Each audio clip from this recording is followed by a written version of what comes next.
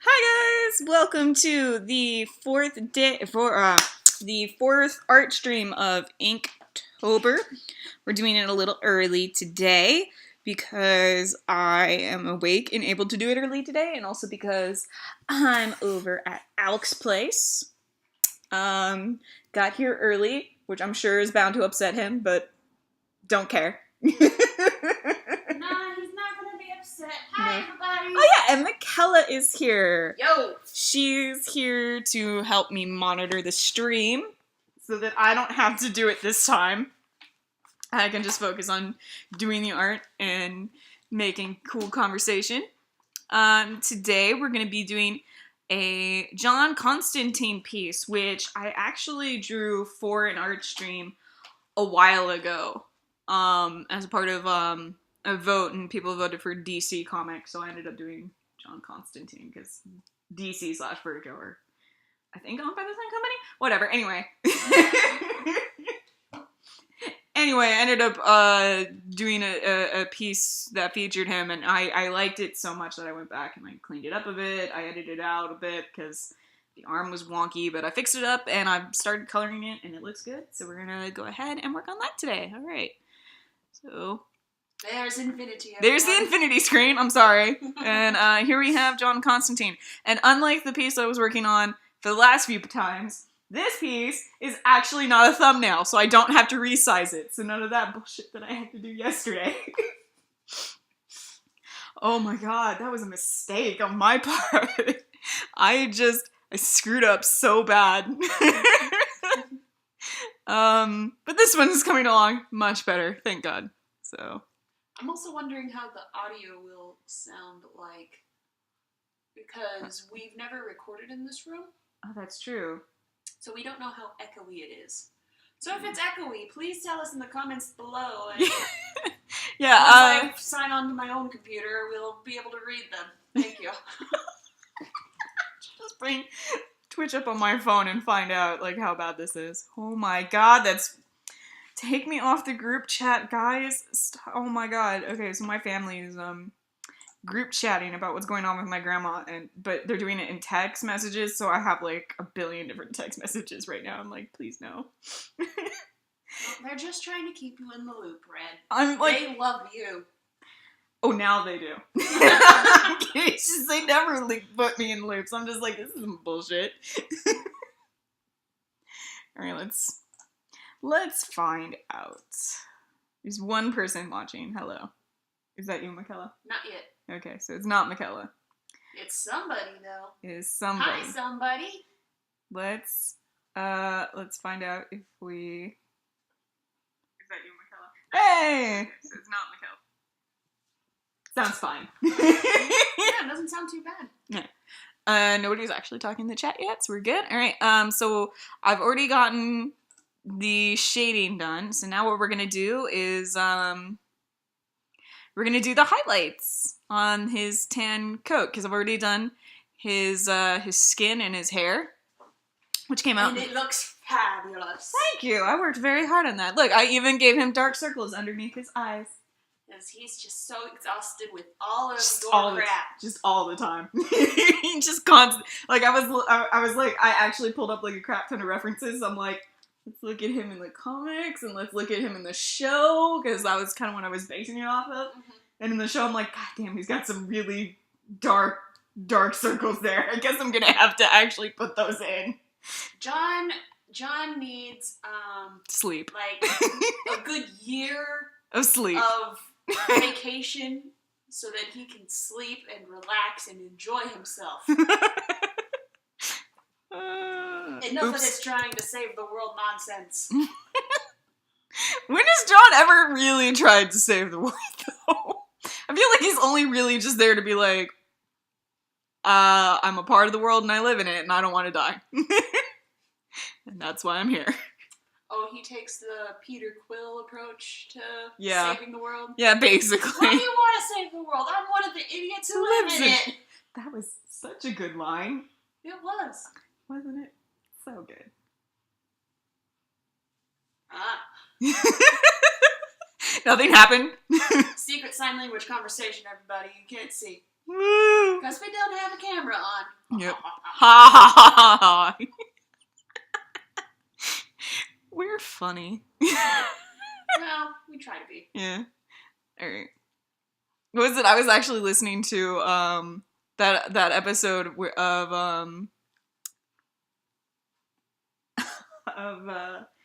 the Star Wars that we did, where Rob was not in the room, and I'm like, we're fairly entertaining, just the two of us. And then Rob comes in and he wants to talk about DC Comics, and it sounds like we get bored very quick. It sounded like we got bored fairly quick.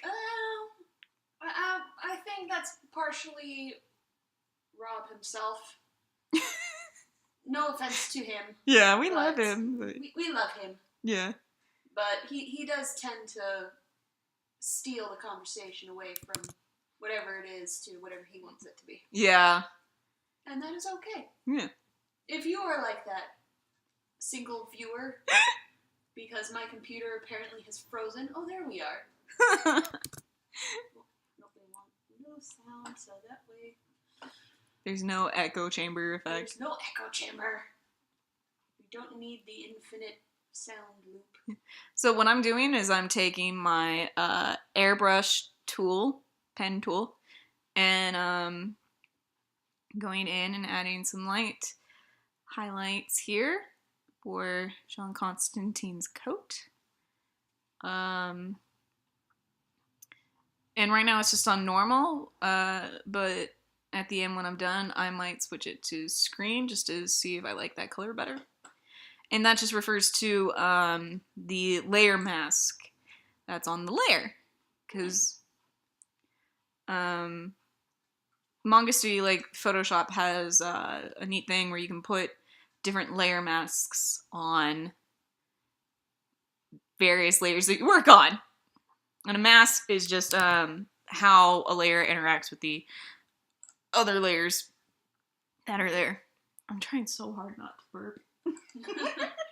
Well, now the internet knows. Yeah.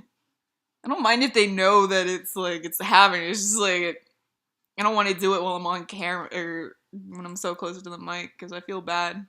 Because what was it? Skippy was like, "Could you guys stop? Could you just stop burping into the mic?" I'm sorry. It's not like I mean to do it on purpose. It just happens. That's why I'm like, I feel like when it's happening, I'm just like, I gotta like back up and away. Yeah. Especially since I accidentally did it last night on the stream, and I was like, oh god, no, because it came out of nowhere. And I was like, oh god, I felt so bad. I was trying so hard not to do that all day. And I've actually had soda today, so I'm like, must be good, don't burp into the mic. See, I'm learning, you guys. I'm trying to get better at this, and not be so disgusting. There has been improvement, everybody. I mean, a skill improvement, but it's there. Oh, what was I doing? Oh yes, I remember what I was doing. Besides watching chat. Right. Let's see. I was like monitoring Does my anything chat. happen, chat? Does not look like it. I thought someone was knocking on the back door for a second there, and then I just realized, oh no, that's your ice maker. No, we don't have an ice maker. That is the freezer. Our fridge and freezer make all kinds of weird noises, and it took us a while to figure that out. First night we moved in.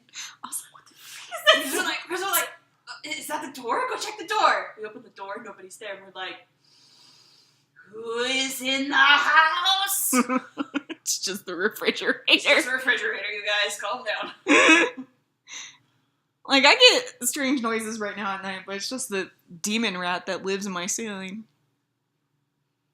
By that, I mean he's a rat, and I've named him Demon because he's a little jerk who scratches 24/7. There's no end, you guys. It never ends. I wake up, he's still scratching. I go to bed, he's still scratching. It's continuous scratching sounds, and I'm so tired. Both physically and of his behavior. Oh boy, I'm tired too. Yeah, well, I mean, you stayed up until 4 in the morning. What were you doing? Yeah, so, Rob promised his day job, the people he works with in his day job, So the kids. the children's, that because it was his birthday a couple days ago, 2 days ago to be exact, he would give them cupcakes for the last day of school before the end of the quarter. Because apparently the district that he works at gives him 4-day weekend at the end of the quarter this time around. Which is nice. Which is nice, because he's now got Columbus Day off, which is pretty sweet. I mean, that's not normally a thing in California. I feel like we should point that out to the people on the East Coast. It is not normal for Californians to get Columbus Day off. It's not a holiday out here. We don't normally get Columbus Day off. I've never gotten Columbus Day off in my entire life.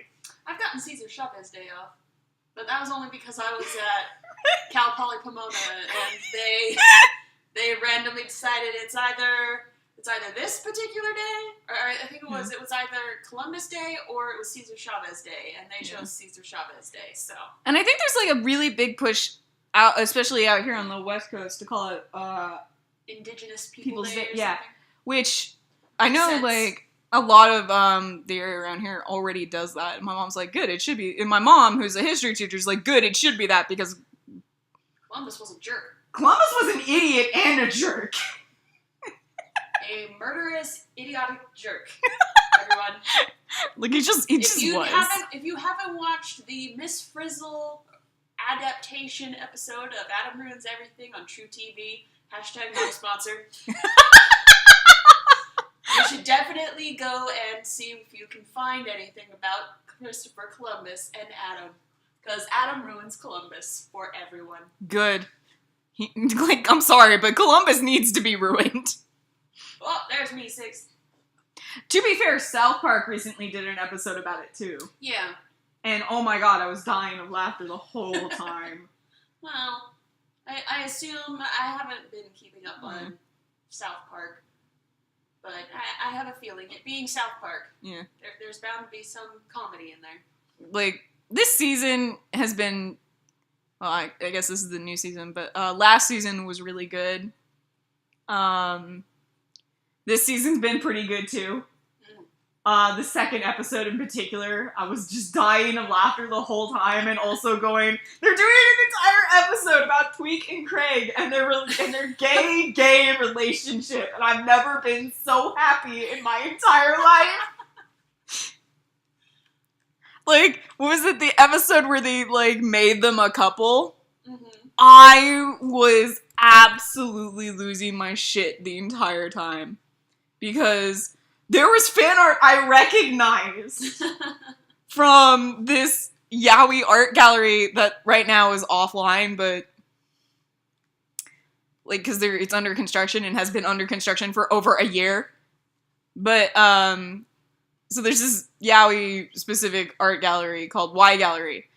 It's all gay art, nothing but gay. You're not allowed to have females pictured on this site. Well, I don't know if this is in any reference to that, but African American Amigo is on and says, Red! Hi, Effie! My Sona! All in caps, by the way. I will, as soon as Inktober is over. And also maybe pay me money to do it. Because that sounds like a commission. I am gonna say this again, just because I know it's fairly new. I have an art blog now. It's redputsartinyourface.tumblr.com. I know. It's hilarious, and I'm very proud of myself. It matches the Artstream. I think it was also Affy saying that you said you do it back in June. I said I do a lot of things back in June. Like, artistically speaking, don't ever trust me to do things I say I'm gonna do. Like, unless I've written it down, which I almost never do, just don't trust me, man. At least not on this. Like, you gotta make sure to keep my interest or to pay me money to do it, because otherwise I will just not... I will forget. Like, I was supposed to draw a skeleton belching the word Garth, but have I done it? No. Not yet. it's probably because like I have this full list of stuff both that I want to do, and that's in a backlog of things that I promised people I did and then just never did them. I'm gonna go with screen. That looks better. What do you think? Screen or normal? Screen or normal? I'm not sure. I want to say... Computer, shut up. That was not an option, but okay. No, sorry. My computer is giving me all kinds of pop-up things. I know. Like, hey, by the way, I want you to know about this thing. All your emails are coming into the feed here. Shut up, computer. Gosh. Anyway, I want to say I like the extra highlights, but what you have there already, there, looks pretty good too. That's normal. This is screen. So that's screen. This is normal. Yeah, I like both. Yeah? I think it would be a better contrast if we have the rest of the picture, I think, colored in. Right. It's like if you got all of the skeletons and demons and whatever else is in the background there. Yeah. There's a vampire like really back. dark colors. Yeah, that's what's gonna happen. Okay, then I think you should add the screen on there. Okay, so that's what That we're way gonna stick with. he's like the light against all of that darkness. Yeah. Well, that was what I was gonna do anyway, so. I'm sappy, people. you gotta know this by now. Alright, so now we're gonna do his shirt, which is supposed to be white, so we're gonna go in, find a white palette, and do Hello, the artistically inclined. Is that who I think it is? I think that's Izzy. I could be wrong. Izzy, is that you? If it's not, you can tell me. I know I get this wrong a lot. Afi, why do you have to go take it easy? I want to know. No, he says he has to go take it easy. For us, I think. Oh, it is Izzy. Oh, it is Izzy. Yay! Hi, Izzy! We hope you have a good day too, Izzy. Yeah. I'm glad you could be here for the stream. I know you're often missing out on them, and I'm sorry for that. Although you've been able to make most of the Inktober stream, so hey, good for you. Good job, I'm glad Izzy. I'm glad I could make it so easy for you.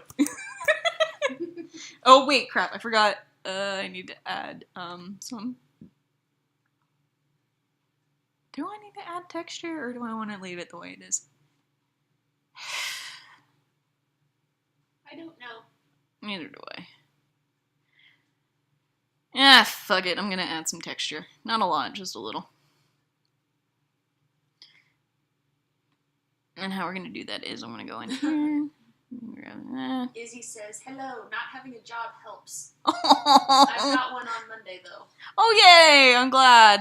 Good job, Izzy. Yeah, having a job is good. Yeah, I don't have a job. But I'm working on a game, so I don't know if that counts or not. And we're both working on getting a side job, right? Yeah. Because I know I've applied to basically everything within a 5-mile radius of this town. For when I move in. Because that is the plan. In December, I'm moving in. Because right now, I am in California City, which is not my normal hangout spot. Not your normal go-to place. Yep, this is not normally where I hang my hat, so to speak, but it will be.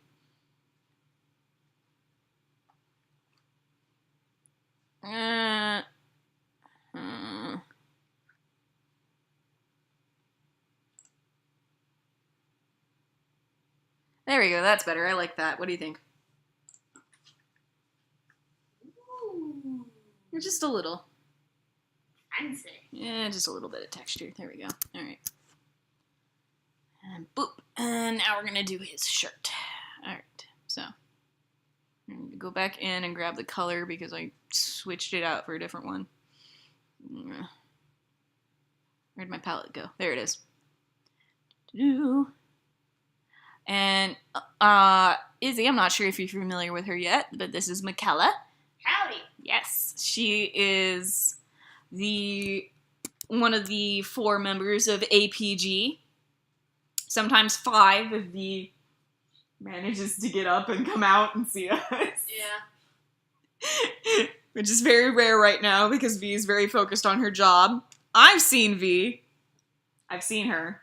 I finally have seen her. So she exists. Yep, still. she still exists. Not falling off the map. Thank goodness. Right. We were worried. She is very busy with her job because basically what happened is all the other actual workers no longer work there. So she's the only one that works there full time and is getting paid for it. Everybody else is a volunteer. Oh dear. Right? So and sometimes it's just her there alone. At this this museum. Wow. So I'm like, oh, poor V.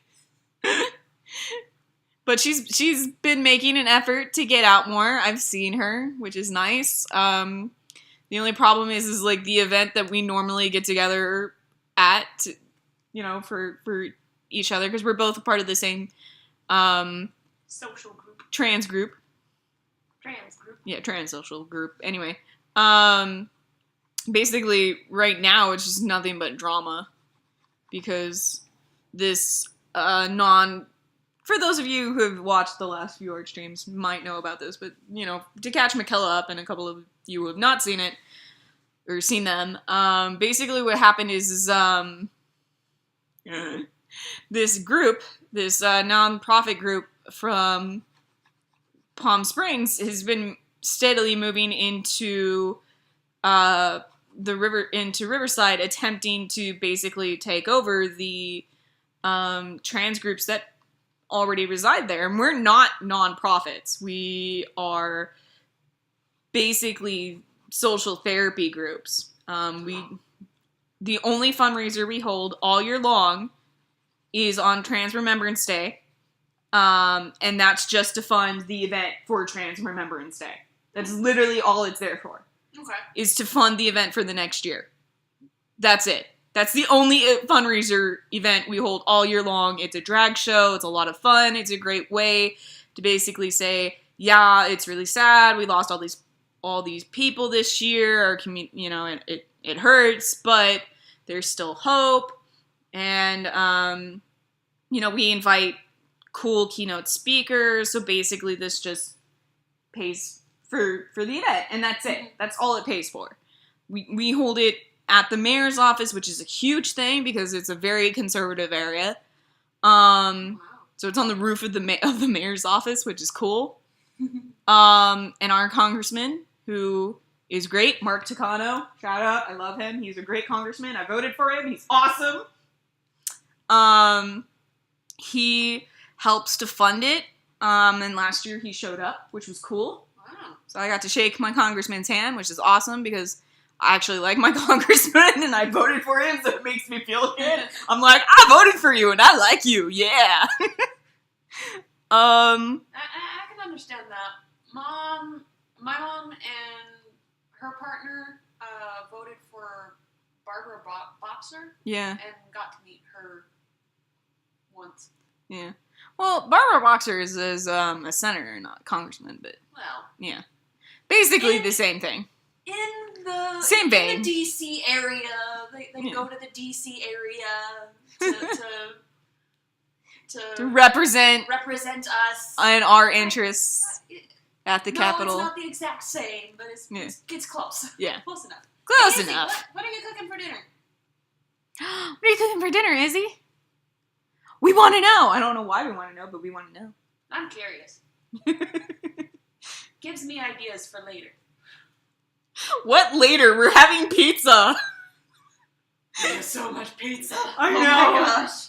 I don't know what I'm gonna do. You didn't tell me you had 3 Costco pizzas already. Well, you didn't ask about it either. Communication is key, everybody. It really is, because otherwise you wind up with a friend showing up at your door with another Costco pizza after you already bought 3.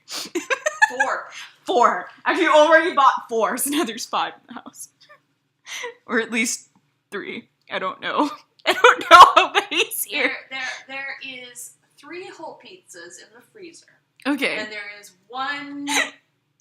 is half of one pizza left. And that was what we ate, what Rob and I ate yesterday. And now there's the one that I brought. And now there's the one that Red bought. So I guess officially there's now 4.5 pizzas in this house. Oh my god. See, if you had told me, I just would have bought something else at Costco. What did Izzy say? Oh, so Izzy is making enchilada mix. Oh. Like tomorrow or the day after. Cool. And then Izzy's commenting on how it sounds like we have a party with 5 pizzas in the house. I know, but that's not the case. It's not the case. The case is there's 3 of us and 5, like a pizza for 1.5 of all of us. Yeah. There's enough. We may be sick of pizza and all of it. Intelligent people. Yeah. We're intelligent human beings. Yeah. But sometimes that intelligence is not apparent. Sometimes we make boo-boos. Yes, we do. Like buying way too much goddamn pizza. It's fine. It'll be fine. We'll be great. We'll just be really cheesy for days. You did not just say that. I did, and I have no regrets. You know what? I put up with enough of that from Mom. I don't need to hear from you. Yeah, but my puns are better. Yeah, you do make a point. There's no denying my puns although are there better. are some times that I just have to look at him and just shake my head because Right. sometimes. Yeah, I'm not the one dating him. I am. Yep. I have no regrets. Yeah. I got off that horse in middle school. Way back when.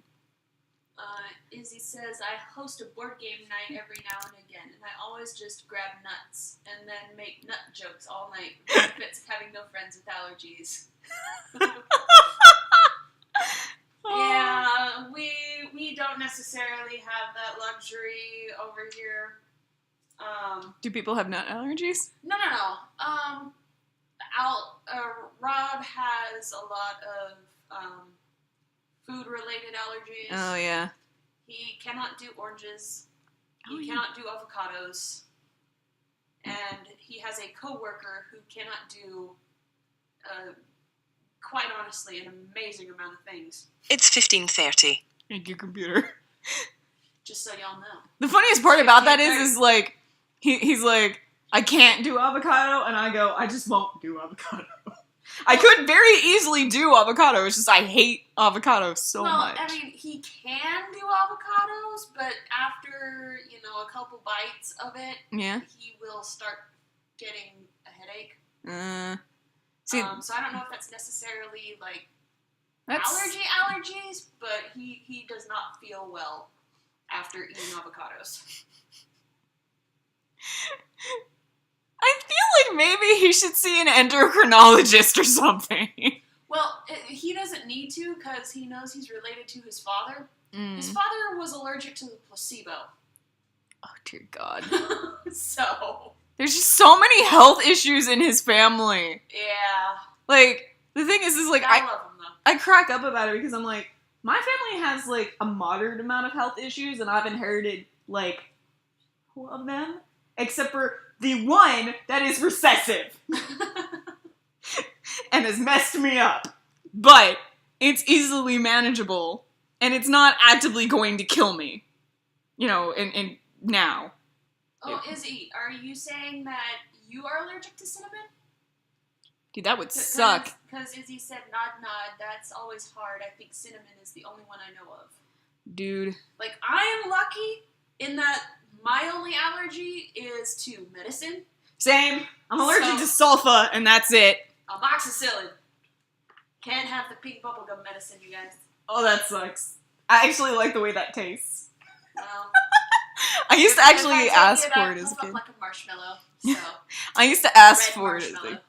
I don't want to do that. Thank you. I used to ask for it as a kid. Like, no, mommy, not the cherry flavored. I like the bubblegum flavor. Mom's like, I hate that stuff. How can you drink? Like, how can you take this? I'm like, I love it. Like, it was the best part about being sick was getting that medicine. Well, because, like, growing up, I did not get a lot of sweets. Or, like, a lot of, like, the junk food that normal kids have. Like, I basically had to beg my mom to get Kraft mac and cheese, and she got real mad because she's like, I can make mac and cheese. And I'm like, yeah, but I like this better. She's like, I made this from scratch. This one has been made by the gods. Mother, you must let me consume the food of the gods. She never let me have Pop-Tarts, so I would just buy them at school. Izzy, you're lucky. You have no allergies. So jealous. Or, what was it? I would, like... What else did my mom, like, never let me have that I've eaten just a crap ton of now that I'm an adult? Fruit roll-ups is another one. Yeah, fruit roll-ups. We didn't have soda in my house as a kid. I was not allowed to have soda. We only had juice, and even then, it was never Capri Sun. It was never, I was never allowed to have juice boxes. It was only just juice. It's so convenient to put in a lunchbox. I know, and we only ever drank non-fat milk. That was it, just non-fat milk. So anytime I went out to a restaurant, I would order milk and then just down it. Because I love cream. That is okay. And vanilla. You enjoy it. I used to enjoy that cream and vanilla. It's like when we used to go to IHOP, I would drink all the little creamers at the table. Oh, God. My mom would be like, what happened to all the creamers? And I'd be sitting there stacking the empty ones. Like, I don't know. Well, to be fair, every time there was a small salt packet, yeah, I would go nuts for those. So, I understand consuming condiments you're not supposed to consume. When I was a baby, apparently I used to take fistfuls of butter and just eat it. Well, I haven't done that, so... My cousins repeatedly inform me of that every time we get together. I guess the weirdest thing that I've done is I've, like, gone through Mom's spice cabinet and just mixed spices together, however much I felt, you know, oh, let's add some seasoned salt, some pepper, some of this, some of that, and then I'd just eat it. Lick my finger and eat it. See, I did that, but I did it on the sidewalk on top of a snail to see what would happen. And then I lit it on fire and it exploded. Well, I ate it. I did not give it to snails. It wasn't like I was giving it to them. I wanted to see if it would kill them because I was that kind of child that would take a magnifying glass to ants. I was not very nice to bugs. I think it was because I was half raised by the cat that lived in the house. I watched it eat a grasshopper once and I was Izzy, like, yeah. tell us about your work story at a haunted house. Yes, do it. It is almost Halloween. Getting close to it. Yep. Not quite close, but close enough. Oh, and apparently Izzy used to eat mustard like Starfire because she loved her. Oh my god, Starfire, that's right. Starfire used to, like, drink mustard in the show. I remember that. It's been a while. And Izzy's sister says about the bugs, saying, to be fair, with me and bugs, I kind of always had this, I say this unwritten contract, but, you know, bugs being bugs, they don't necessarily understand the concept of contracts. My house was my house, the outside was their house, and if they come into my house, they're dead. I have the same kind of contract with bugs, except for with spiders. Spiders are allowed to stay because they will eat the trespassers. Yeah. I like spiders. With spiders, I try to make sure, oh, Mr. Spider, you belong outside where all the bugs are. Go. Go outside.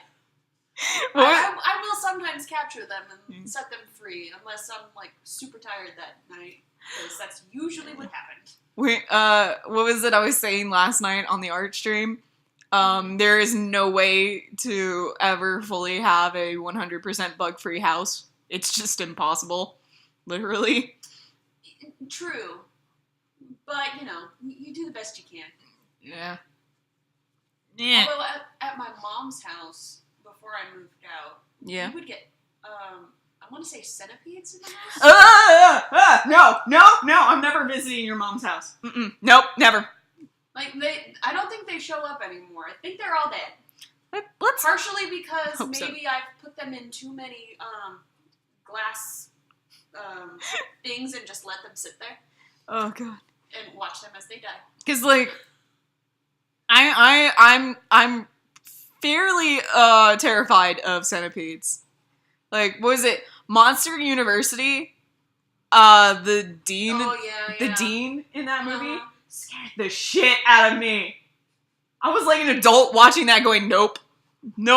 I can see how she got the scare record. I'm not okay. Nope. We're not gonna deal with that scary lady. Nope. Like, Right. honestly terrified. Yay! So, Izzy's story. Yay! Right. So I was working at a haunted house, and the last day we all go to IHOP in costume. We're all eating there and having a good time, and then the boys start mixing all of the drinks together and putting hot sauce in it. Oh, Then idiots. someone gets dared to drink it for their dinner to be paid for. Oh, no. Someone chugs it and gets their meal paid for, and I think I astral projected out of my body a bit. And thus ends the story of the haunted house. To be fair, I think I would do that too. Like, I'm just not one of those types of guys that can do that kind of thing. I'm just like, that's gross, you guys. That's gross. Like, can you not do that? That's gross. Yeah, Izzy, I can understand that being one of your biggest fears. Earwigs. See, I'm not afraid of earwigs, but I don't like them, and they've been showing up in my house, which is, again, why I'm letting the spiders stay around, and why I miss Frank. Frank was the spider that was living in my tub. He has not been seen in a few days, and I miss him. I just assume he's off killing things, and I hope that he continues to kill things. Namely, earwigs. Because they just keep popping up, and one day I was just sitting on the couch, and I had one just crawl across my leg, and I'm like, no! Just flick, no! I was so offended. I think the only, like, hardcore contract that I made with bugs was between me and bees.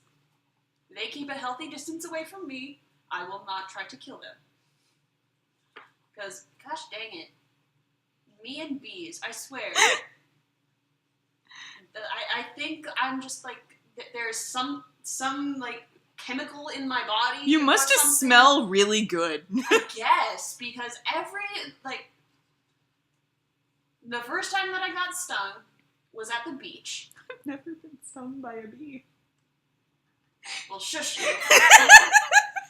Anyway, sand bees, I accidentally stepped on one. Oh. That was a fun day.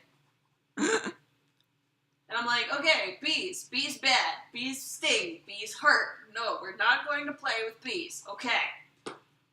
And, didn't really have much of a problem until my brother was going through 4th grade and had to do, like, the history of California. Yeah. And so the big summer trip that year was, hey, let's take the family all over California and learn what we can learn about California. It'll be great. I'm like, okay, great. So we travel all around. We go to Sutter's Fort and learn about all the things there. It's pretty fun. Yeah. If you live in California or in whatever state you live in, you should definitely check out all the touristy, kitschy sites that are involved with your state. It's pretty fun. Yeah, I've done most of them. The only one I haven't really done that I really, really want to do is Alcatraz. That is. I lived in San Francisco for a year, and I never went to Alcatraz. And I was like, what the fuck? My roommates did it, but they did it without me. Like, they did a shit ton of crap. I'm so mad about my roommates. that is lame. Right? And once we become big major millionaires off of Twitch and YouTube and all the other things that we're doing, Yeah. then we will definitely make sure that we take I can't say Frisco trip because they don't like that. San Francisco trip. And we'll take you to Alcatraz. And I need to get sourdough bread while I'm there because I never ate sourdough bread while I lived in San Francisco because of my roommates. My roommates were stupid. Your roommates are meanie faces. Anyway. But, our last stop before we had to cut the trip short because people were not feeling well. Yeah. Was in Sacramento. Oh, now, Sacramento. Sacramento, it's okay. Yeah. Not very much to report because we didn't really get to see all that much. We checked out the Capitol and it was like, great, I've been to Washington, D.C. before. This is boring. Let's go. Let's move on. Let's find something else interesting. Let's go. To be fair, Sacramento is very, very boring. There's not much to see there. Sacramento itself is just boring, you guys. It's just boring. Like, that's all I can really say about it. Anyway, San Francisco's boring. We were walking down Sacramento. the street because I think we had to. I think it was like we were just getting out of the car and checking the place out. I guess. Yeah. Stretching our legs and things like that. Yeah.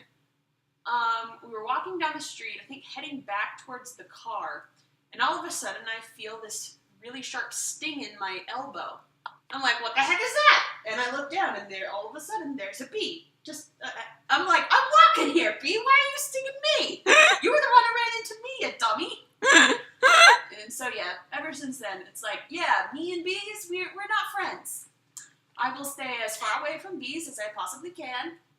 And then I go and find Rob, who is a bee fanatic and wants to keep bees. And I'm like... That's true, he does. He's weird about bees. And like, on the one hand, yes, I understand they help pollinate all of the plants and make wonderful deliciousness out of food and make honey and all this kind of wonderful stuff. At the same time, I'm like, I'm the same way about rodents, because, like, objectively, I know, yeah, they're kind of cute, but then there's the other part of my brain that's like, I really don't like them at all. I kind of hate them. Especially hamsters. I have never held a hamster that has not bitten me. Every single goddamn hamster I've ever picked up has bitten me, and I'm just like, oh, okay, I guess it's just how it's gonna be. It's like, I prefer snakes anyway, so how about that? It's like, I would rather pet the things that eat you than you.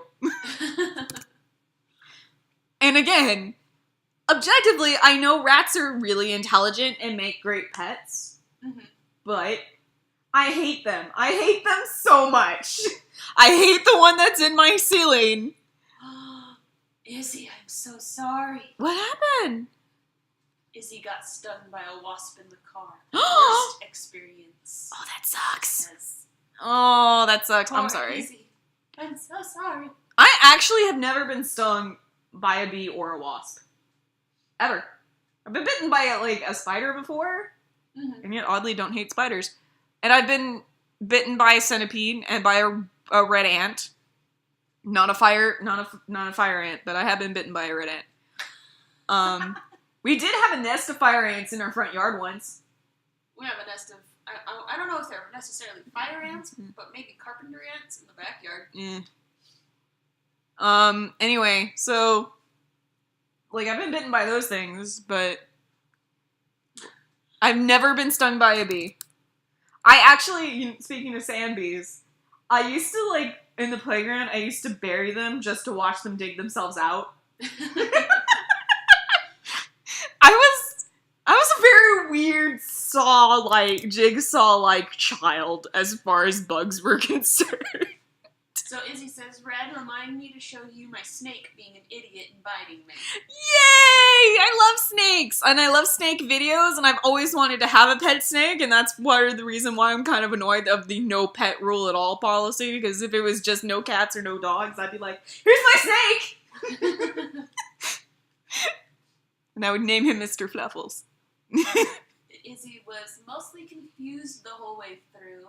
I don't know if everyone wants to see a picture of me bleeding everywhere. Okay, I don't want to see you bleed, though. I will pass out. I still have hemophobia. No blood, Izzy. Thank you, though. Yeah. Well, I mean, it's not guaranteed that I will pass out anymore because I've managed to get to the point where, like, seeing blood doesn't actively make me want to throw up or pass out. That's good. But if I overdo it, yeah, then it's like, oh, I'm starting to feel a little sick. Maybe I should stop. Maybe this is the point when I say no more. Yeah. And the thing about it is like, the part of it is like, I hate that I'm hemophobic because I really actually do desperately want to be able to give blood. But the thought of going to a blood bank, especially on my own, freaks me out so much that at one point, when Yvonne suggested it, back before I started therapy, we were in the car, and they're like, oh yeah, we're gonna go to the blood bank, and we're all gonna get blood. I actively attempted to get out of the moving car, and I had a panic attack, because I was convinced they were gonna take me. Oh.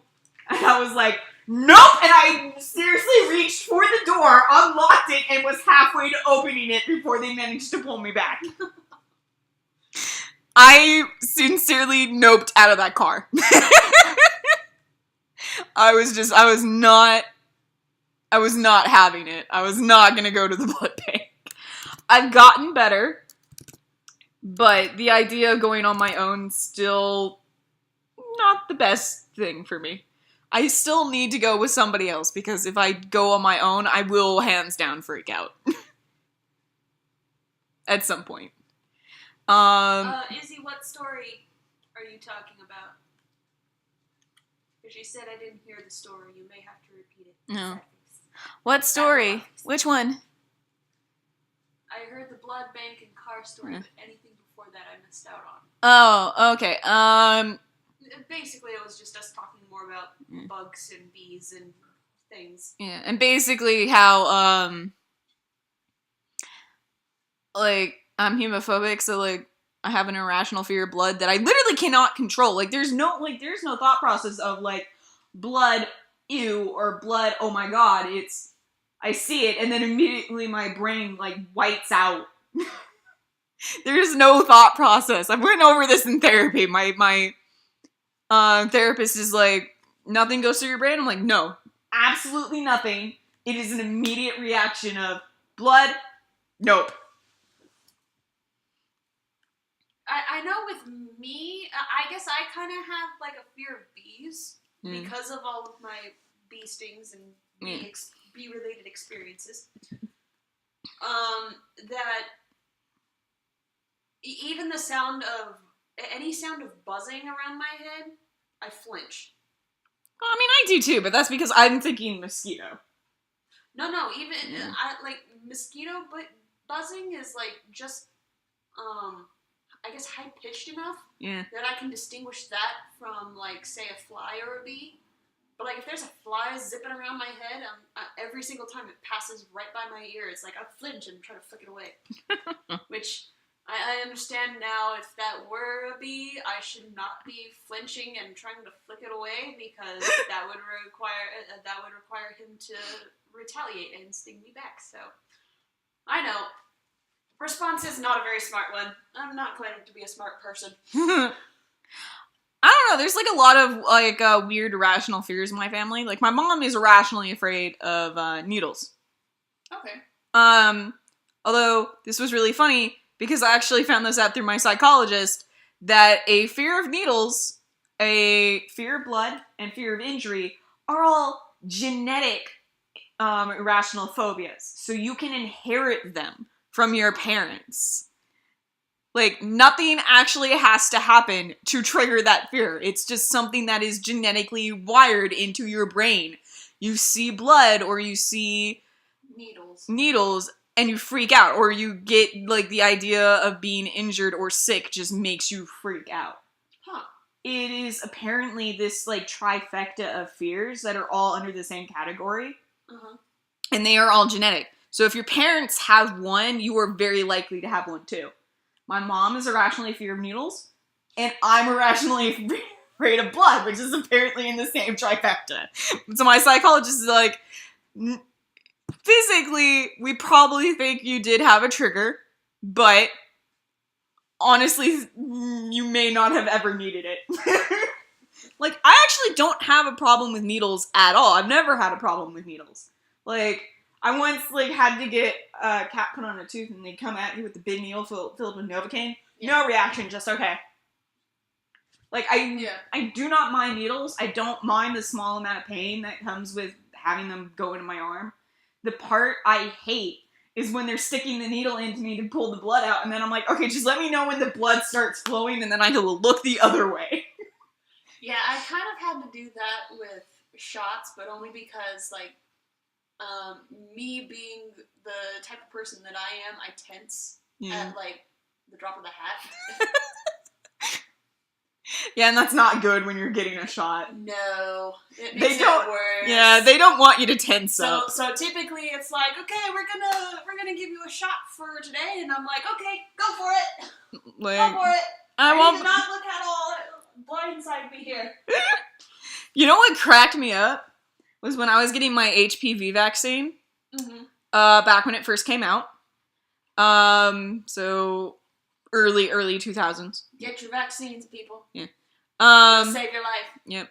The HPV vaccine, though, it was still new. So it was like, when it first came out, they had to freeze it. Oh. Yeah. Interesting. Yeah, so, they would pull it out and it would still be freezing fucking cold. And then they're like, and because it's still kind of like testing it out, quote unquote, we have to get it into a big muscle. So the first time they had to stick me in the butt. Lovely. Yeah. The second time they had to stick me like up here in a big fatty part of my arm. And then the last time they're like, no, it's fine. We'll just stick you like wherever. I was like, why is it different every time? Because the HPV is 3 shots. Yeah. It, like, with months in between. Yeah. Or at least that's the one that I got. And I was like... I think that's how all all of those particular vaccines are. Yeah. And the worst one was the first one, because it went in so cold, and you could feel it, like, spreading out. And I'm like, that feels awful! And I'm sorry you got into an accident. Oh no! But Is the he sound okay? of super heavy rain should be soothing, not upsetting. Right? I'm sorry to hear that. Yeah. Alright, I know so... I'm very slow on this responding to the Twitch chat. It's fine. I'm trying to find natural breaks in the conversation to bring you guys up. I'm sorry. It's fine, you're doing fine. I'm doing good, you guys. It's fine, it's just fine. Fine, just fine. Fine, just fine. I have a feeling it's not fun. You know it is. I know. That'll be fine. Fine. Fine, just fine. Fine, just fine. You all are just getting all of the stories. Okay, Izzy. Yep. We love you too. I'm trying to think. Like, one of the other funny things about when I got the HPV vaccine is when I got it, the main reason why I was getting it was because I'd gone in for a checkup because I broke out in shingles, which is the not fun adult version of chickenpox. Which I have missed out on both the chickenpox vaccine and the shingles vaccine. Literally, 3 months after I got shingles, the shingles vaccine came out. That sucks. I was so pissed. Because, like, shingles has various incarnations of how it can affect you. Mm-hmm. And it gets worse with age. Yeah. Thankfully, I got it when I was 18, which means it wasn't bad. But I got the really shitty kind, where it's like, yeah, it really is the adult form of shingles. So here it is all over just one leg. Because shingles is weird in that it doesn't cross, like, down the, like, center divide of your body. Mm-hmm. So if it shows up on a limb, it's only ever going to show up on that one limb. Like, if it shows up on your chest or your back, you're fucked. It's just going to be on your chest or your back. But if it's on a leg, it's only ever going to show up on that one leg. Yeah. I cannot remember which leg it showed up on, but it only ever shows up on one leg. Mm-hmm. And like getting painful ingrown like hairs that form into pimples, except bigger and more painful. And and I'm thinking like they're just zits, so I can just pop them, but it hurts so bad because they're directly linked to your nerves, into the nerve center in your spinal cord. So every time you puncture one, it's like shoot a pain all up your body. And I had them literally all over my leg. Oh, God. It looked like I had smallpox, but only on one leg. Hey, Robbie's home! We're in the middle of an Artstream. There's a little shelf. Yes, Yeah. that is your birthday present. Happy birthday! I like the shelf. Yay! I am a very tired man. Aw, I'm sorry. Yeah, he wasn't up as late as I was, everybody, but he was up pretty late and had to wake up even earlier so he could get to work on time. I'm sorry. That sucks. So, there's more Costco pizza. Nobody told me you guys already had it. That's the best damn news I've gotten all day. Oh, and FYI, my dear. Yes. The audio, if we record in here, is not that bad. Yes, I'm aware of that. Oh, have you been listening to us on the way home? No, this is where you were sitting when we do the D&D streams. Oh. I forgot about that. See, I told you people, not the smartest person in the You're a very smart person. It's just Well, sometimes you're biased, mister. sometimes we forget stuff. That's it. Yeah. What are we drawing? Because I've only been seeing snippets. Okay, so I finished the drawing of Lebka, my Pathfinder witch, Great. my invoker. So now we're working on a drawing of John Constantine. I like John Constantine. Yep. I'm a bugger.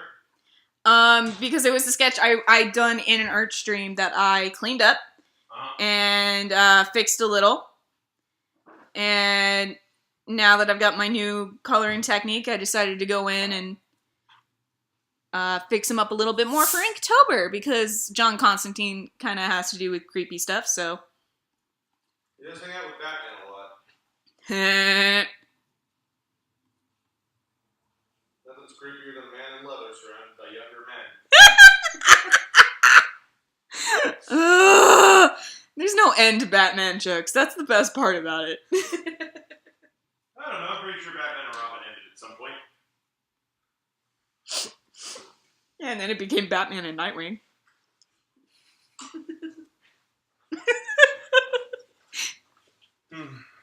So right now we have Izzy in the stream. Hello, Izzy. Izzy is the only one who's been talking to us. Yeah. That's fine. We have If we you probably are also watching invisible people that we cannot see, please chime in the chat. We'd love to hear from you. we had Affy a little bit earlier.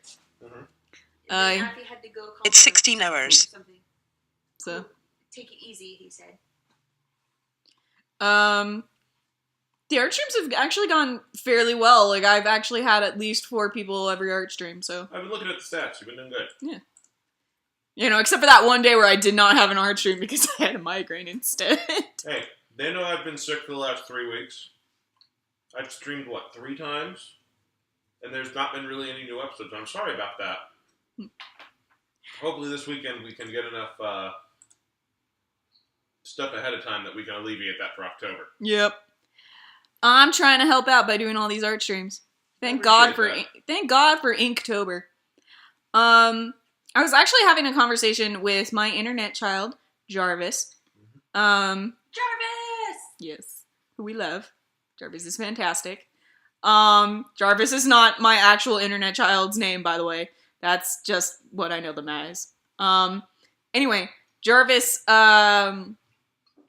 is trying to do the NaNoWriMo challenge.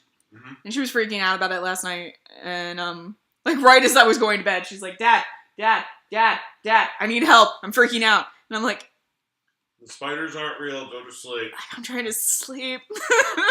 It's hard enough already with the rat in my ceiling. Lord. Um, Well, thankfully, we don't have a rat here. Yes, I know. I'm so Just happy. millions of ants. Anyway. Ants in the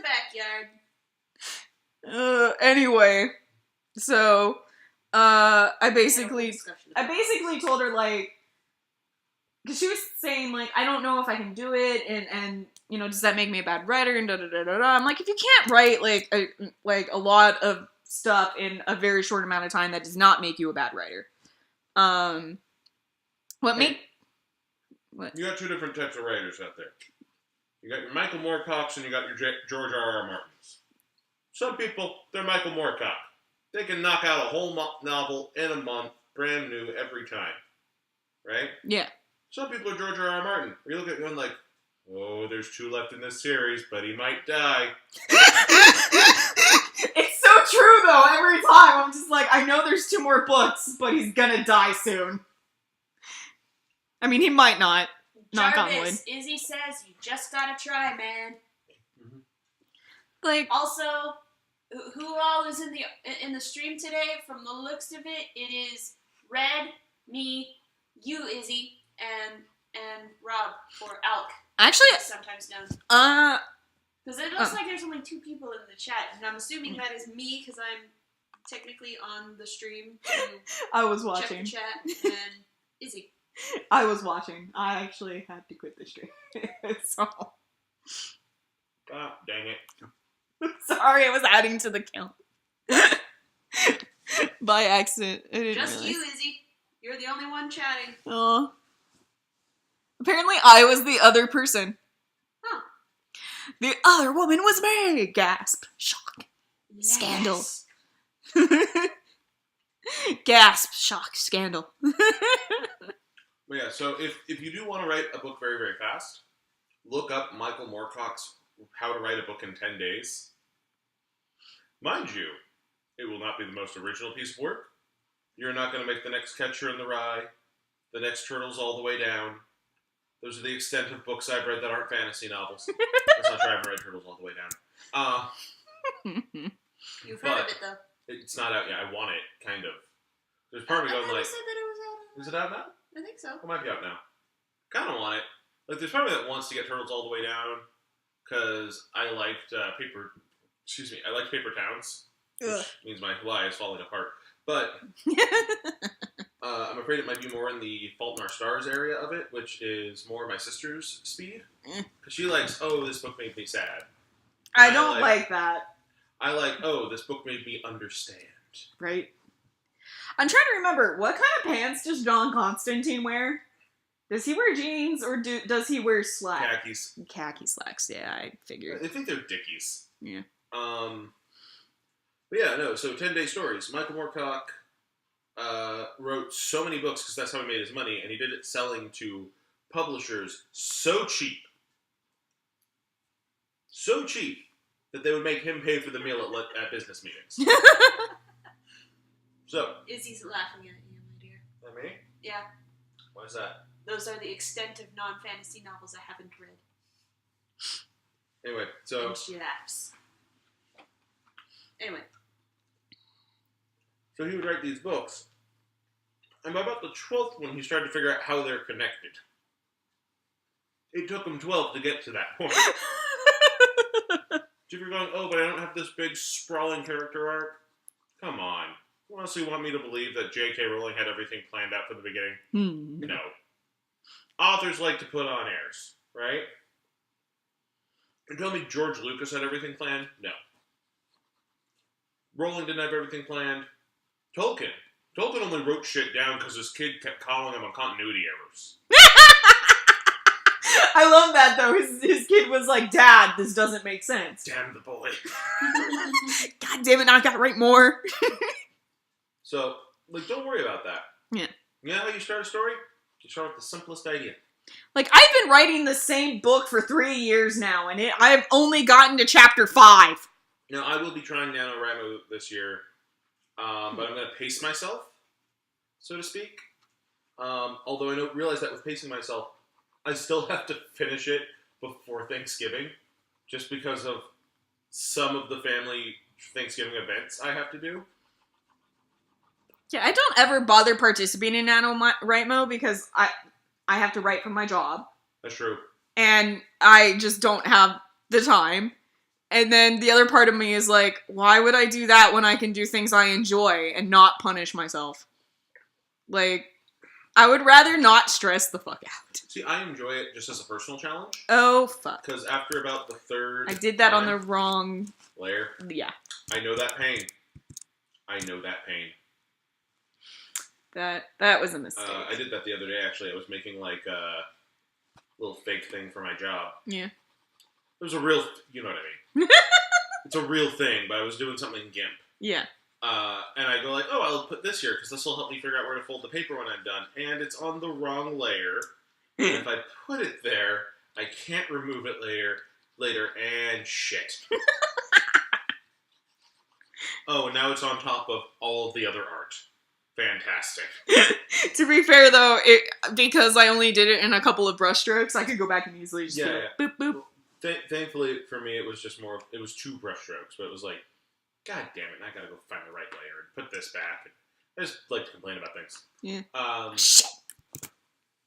Wrong layer No, again. like totally go try to do NaNoWriMo, but don't beat yourself up over it. Yeah, exactly. If you're the kind of person who looks at failure as the worst possible thing, I got like 2 people at work who are like that. Yeah. Don't do that.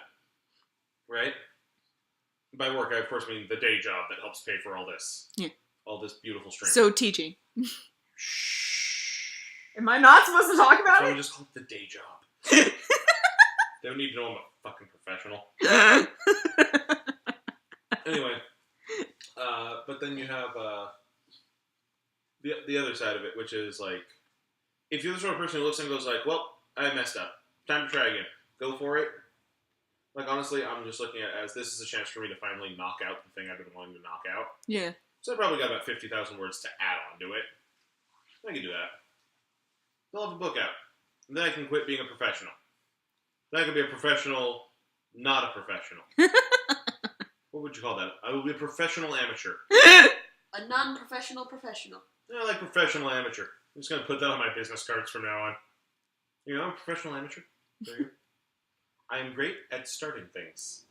Izzy, don't beat yourself up. Because Izzy says that she's trying this, she's the same way. She doesn't like failure and having a hard time with Inktober. Yeah, I was like art streams because then I don't have to do a crap ton of like different art. I can just do the same art, but I'm doing an art stream. So it's actually forcing me to finish art I was already working on. Exactly. Here's the thing. Something that kind of opened my eyes to it in video games. Yeah. Fail faster. You're gonna fail. Yeah. You're probably gonna fail a bazillion times. So get that shit out of your system. Like, you think somebody just picks up a controller and knows how to become, like, MLG Pro? No. Think somebody picks up a pen and then, you know, shits out Beethoven's Concerto? No. Doesn't work that way. I hope not. That would be awful trying to play that. What's the line from, because Aaron Hansen's had the same mentality too, as has Daniel Floyd, and listening to both of them say it kind of helped me. Of the Aaron Hansen version of it is not fail faster. His version is, do you think Mozart came out of the womb painting Leonardo da Vinci? No. It's like, I don't think he ever did that, but okay. That's why I love Aaron. Even if you read comics and you look at it like, man, all these heroes are so cool. They explain how they get to that point. Yeah. Right? I mean, the Flash was a lucky break, but he only had that lucky break because he tried hard to get into being a police forensic scientist and happened to be next to the same chemicals that would make him the Flash. A better example from DC, Superman did not have his powers until he was 12 years old. He had to get to the point of learning to control them. Batman does not know how to throw a batarang right out of Martha Wayne's crotch. That's not how it works. I'm sorry, the way you worded that just... You have to use... You put yourself into Midoriya's shoes. He has to learn to control his powers. My Hero Academia reference, everybody. So someday you're gonna meet a nice blonde man who's gonna tell you to eat this, and then that's gonna help you succeed. That's not true. Maybe I'm that nice blonde man.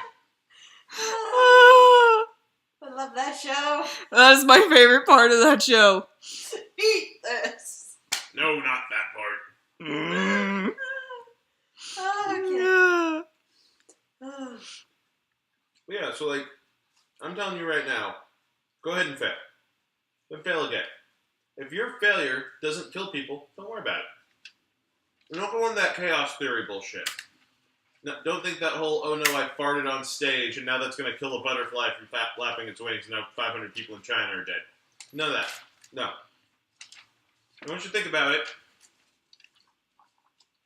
he said as he continues to eat pizza bones, that Pizza bones. you have a talent, but you can't control talent.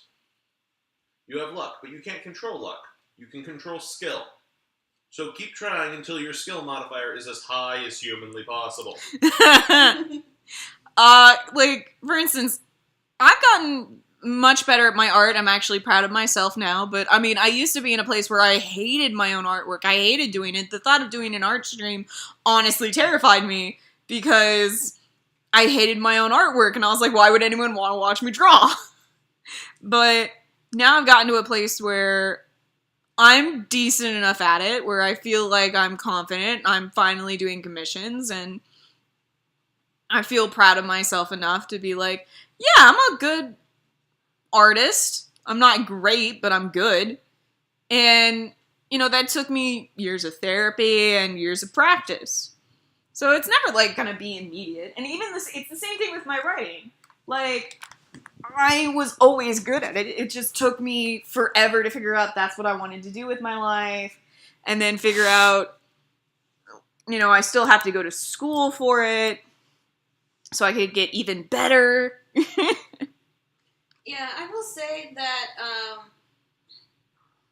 I have found that I am talented at doing a wide variety of things.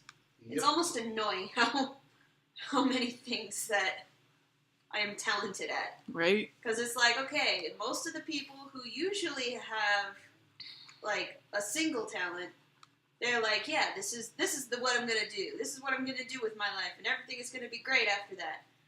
Me, I'm like, well, I'm good at working with kids, so I guess I could be a teacher, but I don't know, because I'm also good at, you know, singing. Do I want to become a professional singer? Maybe decide, oh, I want to go join, see if I can't be a part of Disney and sing for Disney movies.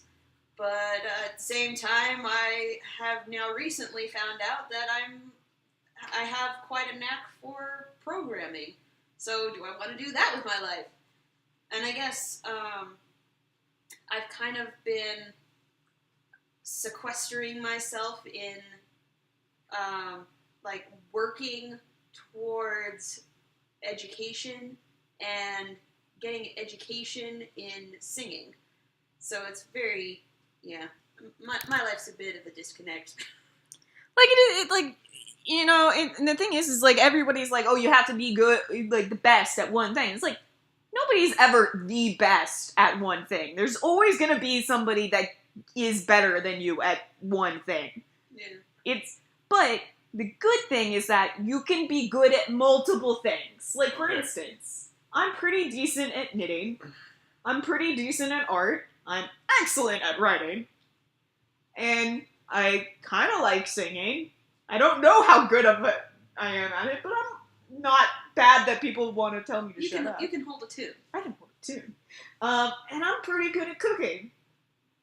So I have a good balance there. I'm also really organized and, are you laughing? Not at you. Okay, good. Something I'm going to mention in a moment here. Alright. There's the old phrase that everyone looks at of jack of all trades but master of none, and they use that to try to ride on you. Yeah, but it's better than a master of one. Yeah, and they always live off the last chunk. Yeah. Which is like, no, it's better to be good at a bunch of things than great at one thing. Yeah. right? Do you know what we call that guy who's great at one thing? An idiot savant. Yep. So, like, you gotta think about that. Now, the other thing I'm looking at is there's a account on Reddit called Obvious Plant, where he puts things that are obviously a plant if you know that this is in no way meant to be serious. If you're an average, educated, adult human being in America, Right. you can tell that this is an obvious plant. So, his obvious plant of this week was at a Babies R Us, he left this baby sizing chart for pregnancy, for pregnant women. It's the 4-week intervals. Yeah. Here's a handy guide to how large your baby is. Week 1, the same size as a government tracking device. Your baby is still tiny enough to be implanted into an ear by government agents while you sleep at night. Week 4, a sprig of cilantro that's stuck in your teeth. Week 8, $100 of black tar heroin. That's my favorite one! Week 12, a chicken McNugget. Week 16, a ninja throwing star. Your baby is now the perfect size to throw out and subdue a samurai from the warring Ashikaga clan. Week 24, a baby sea otter. If your baby were a sea otter, it'd be ready for birth. Sadly, it's a larger, much less desirable human baby instead. Much less desirable. Week 30, regretful Smurf. Most Smurfs weigh 2 pounds, but this one carries the additional weight of what he did in the woods that one terrible night in September. Week 40, 0.045 Ashton Kutchers.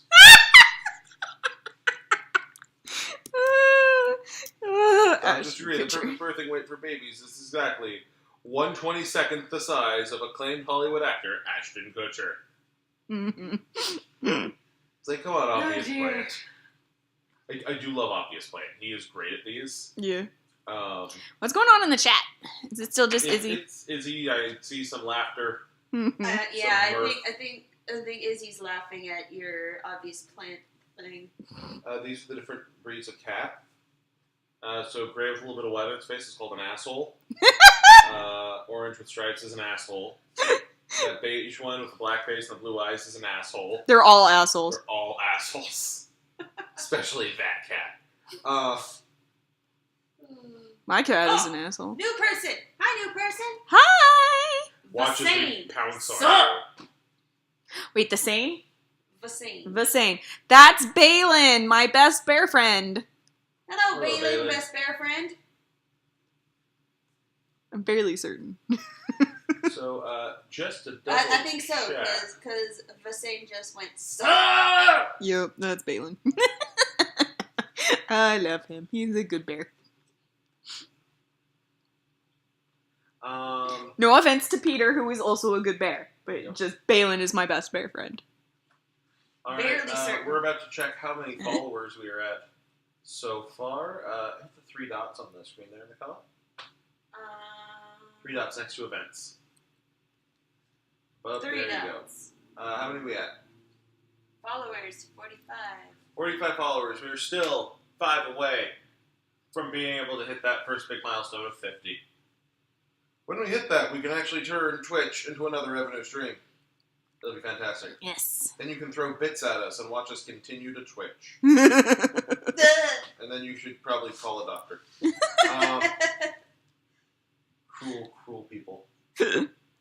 Yeah, unfortunately, the chat has been pretty quiet. Yeah. But that's okay. You can, for those of you in the future, hello future people, you can listen to us talk about bees and bugs and All kinds of fun stuff. Kinds of fun things. So we're working on John Constantine today. Right now we're working on his tie. It's a fabulous red tie. Yep, fabulous red tie. And we're almost done with it. I just gotta do the texture, and then we're done. What was I gonna say? I don't Okay. know. I was gonna say a thing. I'm not sure what the thing was gonna be, but Oh, why news? Why? what? Netflix is raising its prices. Again? God damn it! $13.99. Ah, Christ.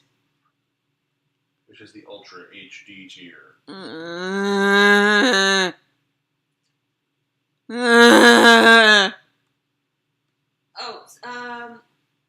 Saying why Constantine? Because Red worked on this in a previous stream, cleaned up the line work, and has decided to color it today.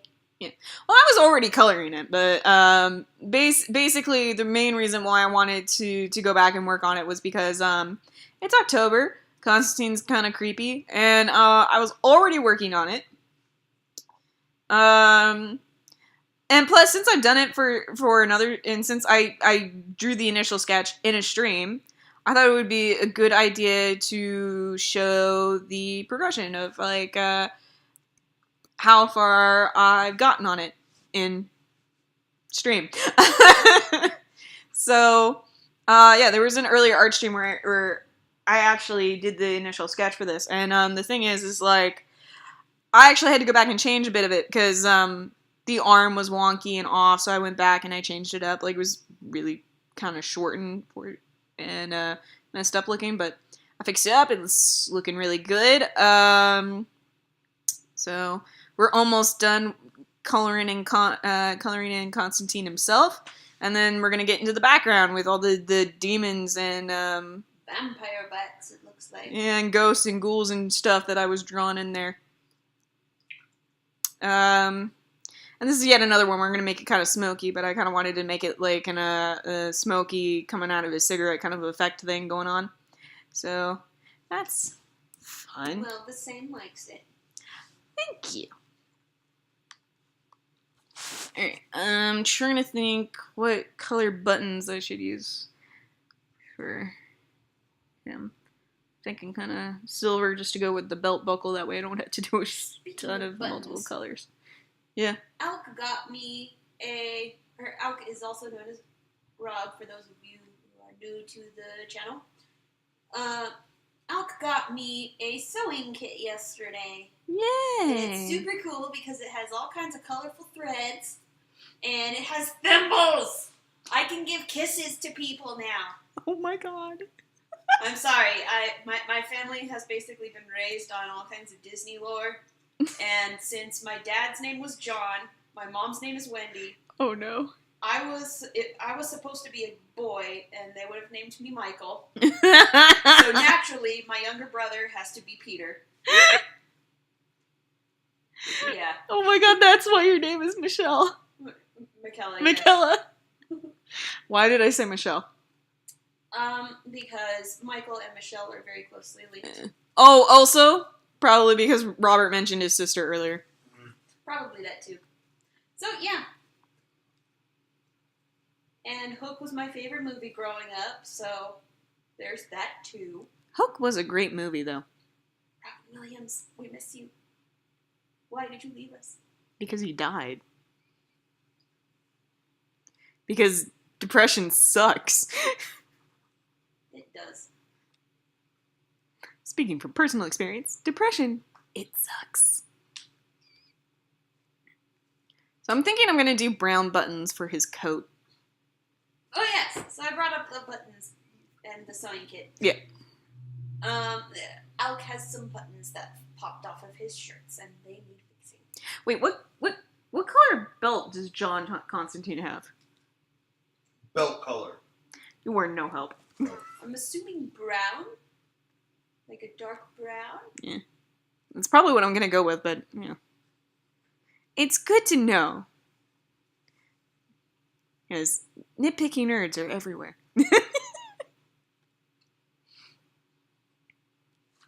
Not that I'm not one, just saying.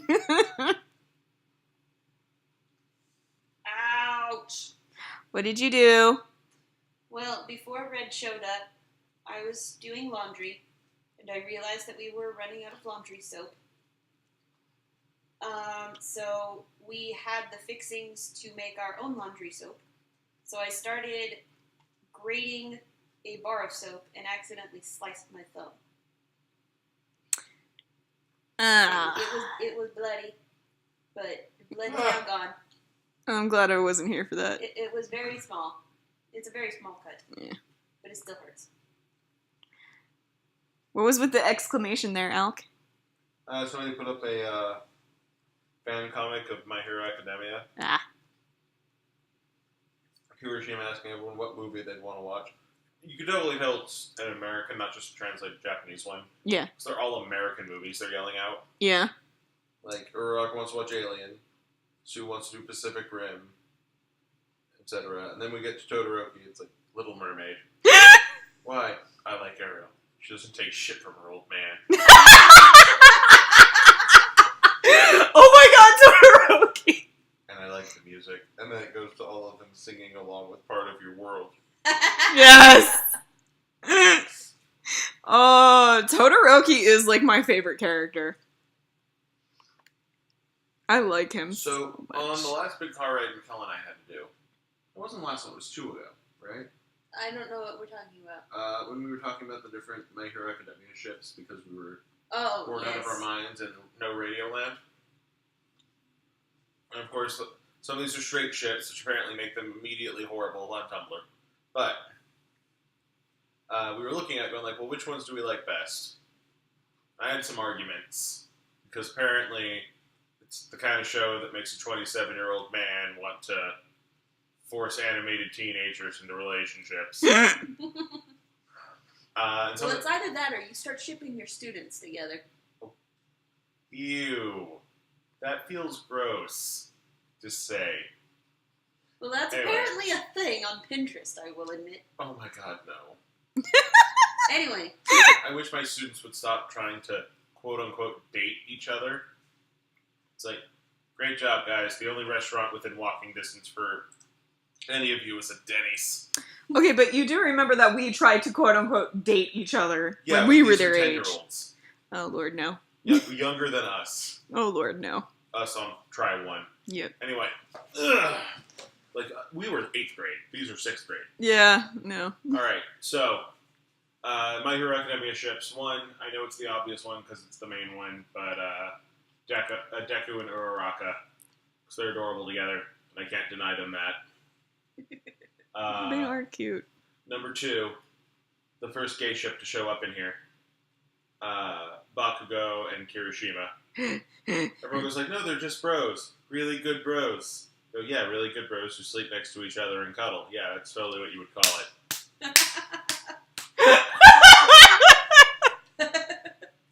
Look at this beautiful poem between them about how good of friends they are. Anyway. Because, I don't know, I like the idea that they're both very enthusiastic, Yeah. but Bakugo is just so hot-headed, and Kirishima's a bit more stable. It's very fitting with their powers as well. And yet I also don't deny the fact that April Fool's Day around the two of them is just terrible. Yep. Because things get blown up. Then for one that's a bit of a crack ship, but like some of those when you think about it for a minute, you go, okay, yeah, no, I can see it. Ida and Asui. Who's Asui? Sue. Oh. Because they're both basically the class parents anyway. I mean, they kind of are. Ida's It's clearly 16:30. Ida's clearly the over-enthusiastic dad who's yelling from the bleachers about how great his son is at soccer. And Sue is the really chill mom who's like, yeah, I don't care if you're out past 10, but make sure your father doesn't panic. Here, have a cookie. Oh, I love Ida so much. Like, that whole arc of him going after the Stain. the hero killer. It's great. Was great, but also I'm like, no, Ida, no! Ida, no! Ida, no! So your host was there. Just the whole time. Mineta and no one, because he doesn't deserve happiness. He does not. That's your host, Fuck Mineta. Mina and Sparkles. I can't remember Sparkles' actual name. Neither do I, but I mean, like, why? You know who I mean. Okay. So Sparkles has a lot of self-confidence. Yeah. And he tends to, even though he tends to immediately follow it up with, you're not as marvelous as moi. I'm sorry, before we continue. We're not really spoiling much, are we? No. No. No. Yeah, there's not much spoilers. I'm not going to talk about spoilers for it. I'm just talking about characterization. I'm not going to bring up receipts on this, but it's something that you'll watch the show and you'll go like, yeah, alright, I see where it's coming from. Mina doesn't have a lot of self-confidence. I would say the only girl with less self-confidence in the class than Mina is Toru. And Toru's invisible. So, of course, Toru's going to have some body image issues. She can't even look at herself in the mirror. But Mina actually has legitimate reasons for body image issues. She's hot pink and has horns. Sparkles, on the other hand, has the opposite kind of body image issues, which is he's not looking at himself enough. Sparkles is a less violent male Miss Piggy. Am I wrong? No. Okay. And what's always been the one problem with Kermit and Piggy? The violence. Yeah. And what's Kermit's biggest problem? No self-confidence. God damn it. But what can he immediately do when somebody else is fucking around? Hey, now hold on there. We gotta band together. Right? That's Mina to a T. Fucking goddamn it, your goddamn Kermit voice. Every Mina? goddamn time. Mina and Sparkles are a healthier version of Kermit and Piggy. Yep. Let's see here. Who else do we have? We have, I think we said Todoroki with Momo. Yes. Yeah. So Creative Girl and Fire Ice Boy. Because both of them come from very sheltered lives, very rich lives, but came at them from different angles. And that balance, I think, will help them both as a couple and as, pro heroes. Her power is entirely creation. His is destruction. He wants to tear down the dynamic his family had. Momo wants to preserve hers. They are both learning how to make friends. They are also both adorable. And I think adorable people should be with each other. Because they're adorable together. As far as, like, where I land on the ships, like, I am a terrible multi-shipper, so I tend to just be like, I don't care, I like all the ships. But, like, I do have favorites. And, like, right now my favorite is Todoroki / Deku. Of course it is.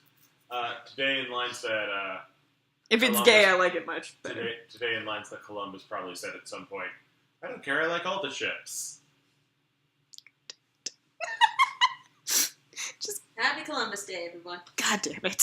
I had to explain to my kids, like, the difference between Columbus Day, Bartolome Day, and Indigenous Peoples Day. And they're going, like, and mind you, they're in 6th grade. I'm probably going to get in trouble for saying this one.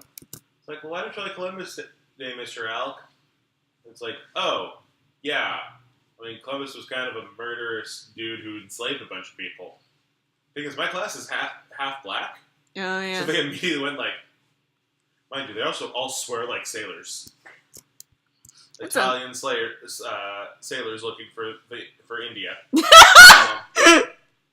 And one of them went, fuck no, fuck Columbus Day. We're doing Bartolome Day now. Bartolome, not much better. I went, okay, I mean, yeah, but Bartolome was repentant. It's true. Columbus was not. And Bartolome, I'm fairly certain, did not think that the world was shaped like a pear with a little nipple on top.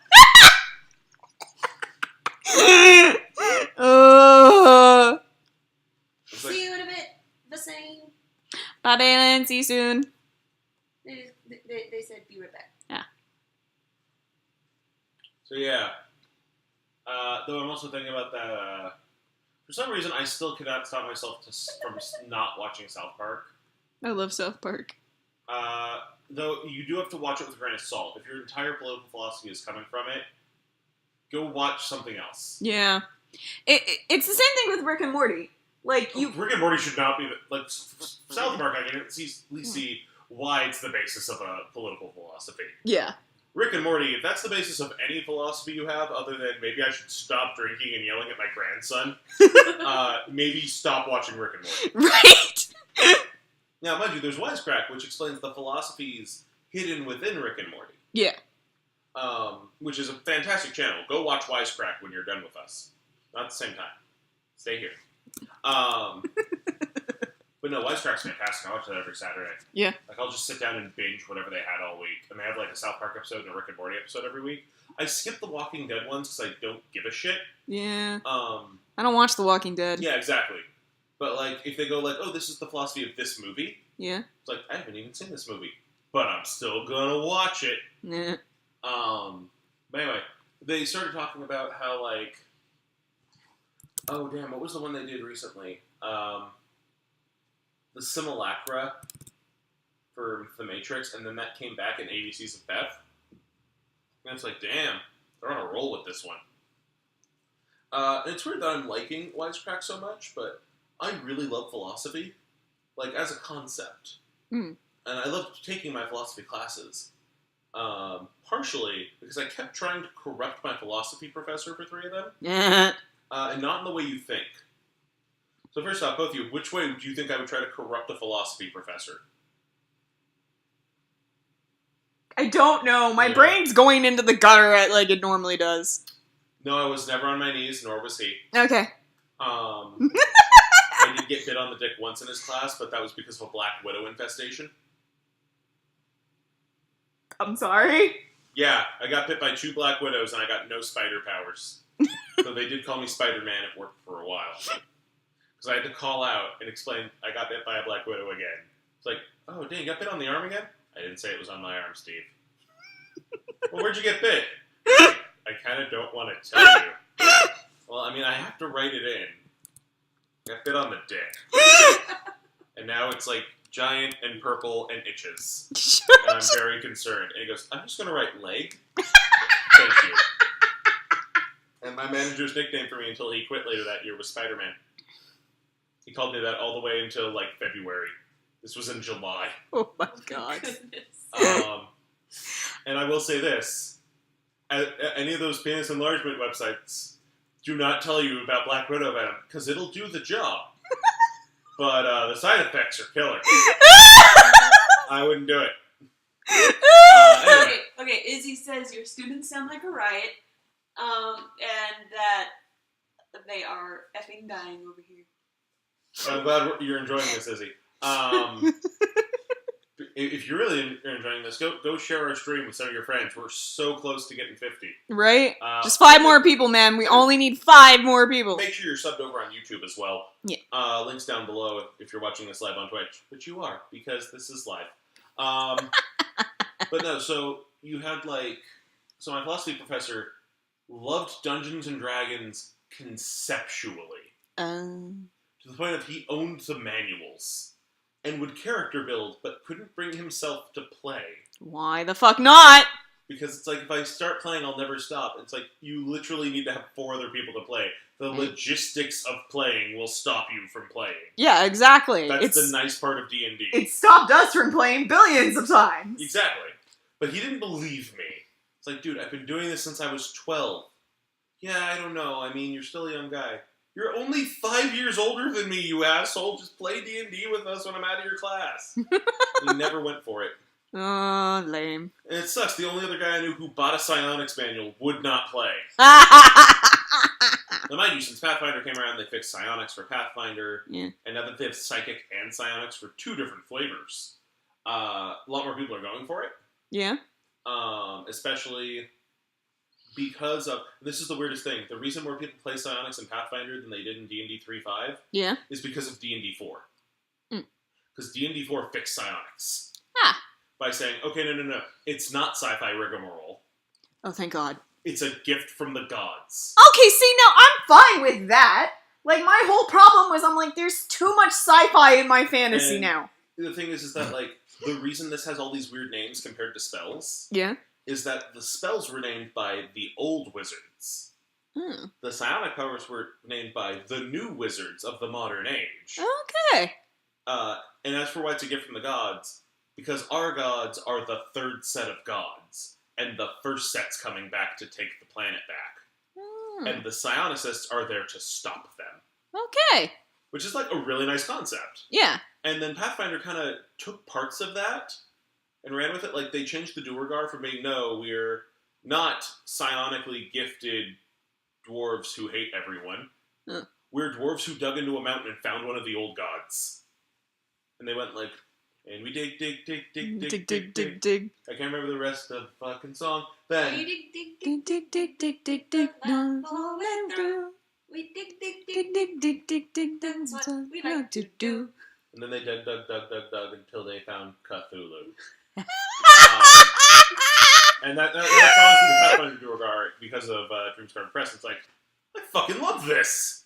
They're not evil. They're saving us all. Don't you understand? They're Will Shatner in, Terror at 20,000 feet. Awesome. So, as an entire race, that's their concept. Oh, that's fantastic. We don't see the gremlin on the way of the plane. They do.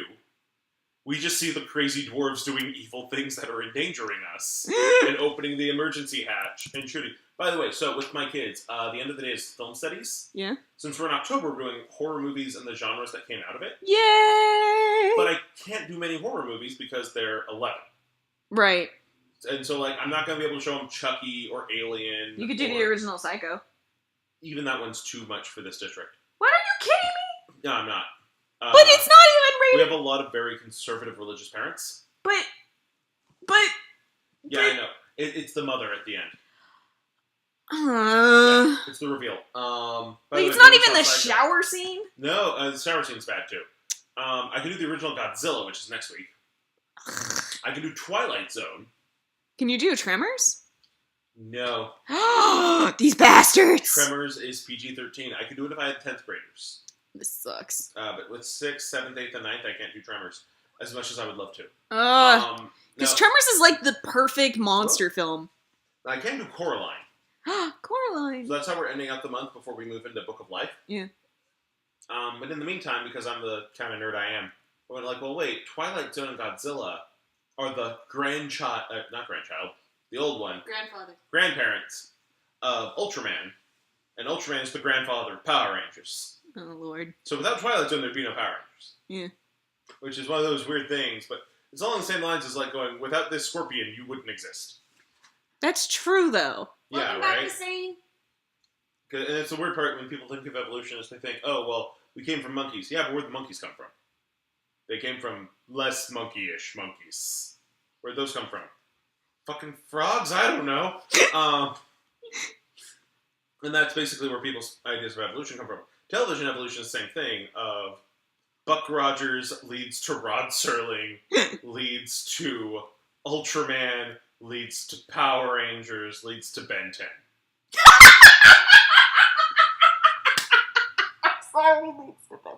Is that not true?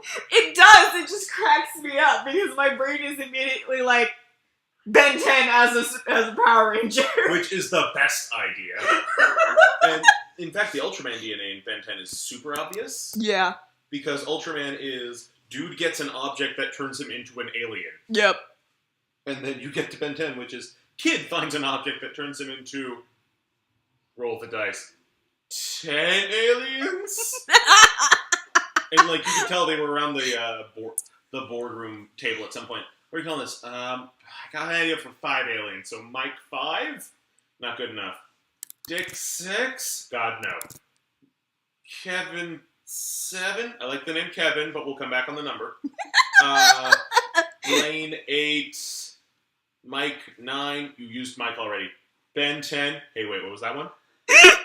That one sounds really good. Maybe we need 5 more aliens. I got the Thing, but with 4 arms. Alright, sounds good. What else we got? Anglerfish, Little Mermaid. Okay. We're going well so far. I laughed so hard I messed up. German Shepherd from Alien, but not made by Joss Whedon. Okay. 2 more. Let's go, guys. I have some hookers and blow to get to. Alright, what if we just used the actual Human Torch and Danny Phantom? Yeah, alright, come on, let's go to lunch.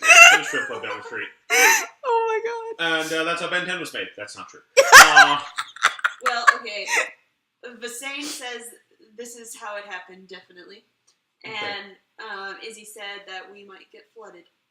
How so?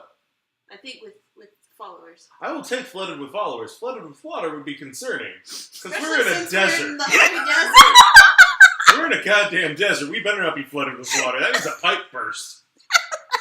I don't want to have to call my landlord about that. I was about to say, I thought you told me this wasn't a floodplain. No, the floodplain is over there. Oh, thank God. My mom is like very concerned about me ever potentially living on a floodplain. We're not on a floodplain, but my boss is. So on our emergency chart, Yeah. we have snow days and flood days. Which is why they tell us at the school that the year's not over till June 10th. Mm. Because we have to calculate for 3 flood days or snow days. Ah. And if they don't get used, then we're over on the 7th. I keep forgetting this is the high desert, and it does actually snow here. In this part, it doesn't. Yeah. But a lot... We're in Cal City. We are in the land of the sun. Mm-hmm. Yep. Not the rising sun, not the setting sun, just The sun. To be fair, it's kind of like Night Vale. Okay, here's the thing. Depending on what part of town you're in, Yeah. if you go about 4 blocks south of here, Yeah. you are definitely in Night Vale. If you go about 8 blocks northwest, you're in Tatooine. And we are about 4 miles away from Wasteland Weekend, Oh yeah. which is Mad Max. Yep. Or, Which that took place last weekend. yeah, that was kind of cool. And I saw some pictures from it. It looked amazing. Next year, man. Next year I'm gonna Ew, go. Son. Alright, fine. Land of the Daughter. Fuck you too. Anyway. I thought you'd be more accepting of men, Visane. Anyway. Wrong spelling of sun. Oh! I was confused. Phelan, I love you. Speaking of suns. Red, Yes. I have an important question for you. Yes. In an eternal battle for the most powerful artifact ever, what side are you? Natives with dinosaurs, a motley crew of pirates, fucking mermaids, or, I'm trying to remember what the 4th one is, vampire conquistadors. Fuck me! Because all of those sound awesome. That is Ixalan, and I have enough we can do a sealed. Now, you've done a draft before. Yeah. Have you ever done a sealed? No. Okay, well, tomorrow we're going to go to a draft just for funsies. Okay. So we can do that too. It's 15 to buy in. This one that was a sealed is like a draft, I don't except have $15. I'll cover you. Thank you. A sealed is like a draft, except you get double the amount of packs, Ooh. but there's no rotation. Ooh. What you open is yours. Ooh. Um, That is both good and bad. right, because on the one hand, it's like, well, wait, what if I wanted Burning Sun's avatar, and that's in that guy's hand? Well, too bad. Too bad. On the other hand, it's like, you don't have to worry about what if they take this cool card I opened. Yeah. It's like, no, you got it. We did a sealed Ixalan about 3 weeks ago for pre-release. Yeah. And oh my goodness, I pulled Watley. Huh. Watley is, there's 2 versions of Watley. I have both. Sadly, my Watley Warrior Poet, which is the better one, is not foiled. This is Magic the Gathering talk, by the way. Just, like, pause for 10 minutes, it'll pass. Oh, also Visane wants to box you now. Box me? Yeah, I think it was the comment of if you land of the daughters. She turned to oh Helen, I'm sorry. Anyway, Can we have cupcake? We yeah. have cupcakes. Yeah. You should eat some cupcakes. Anyway, I had one earlier. so, Just Actually- save me the funfetti one. okay. I had one at work. Yay. Watley Warrior Poet is a 3 loyalty planeswalker for 3, a red and a white. Here are her powers. If you add 2 to her loyalty, you get life equal to the strongest power you control on the field. Ooh.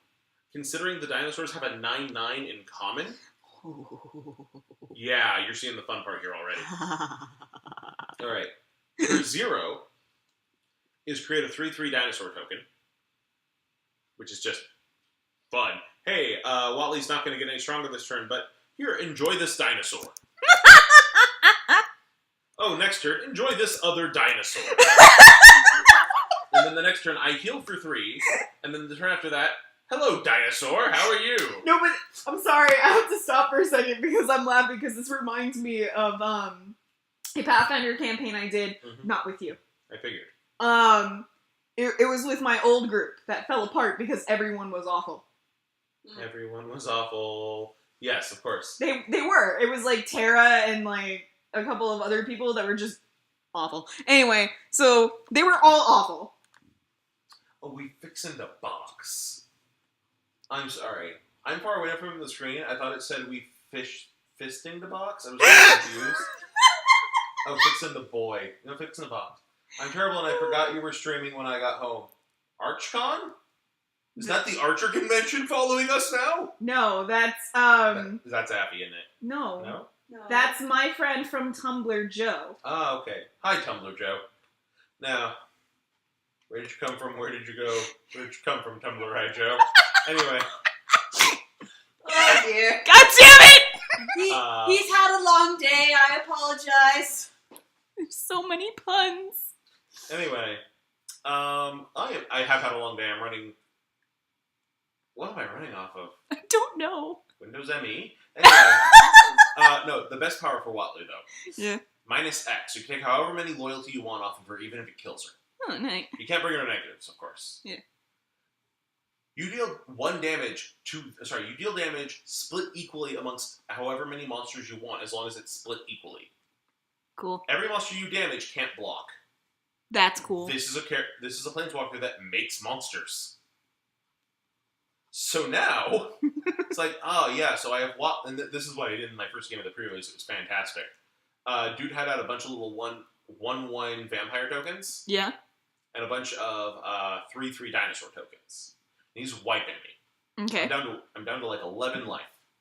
I pull out Raging Swordtooth, who deals 1 damage to every other monster on the field, which wipes out all of his guys, which is fun. Yeah.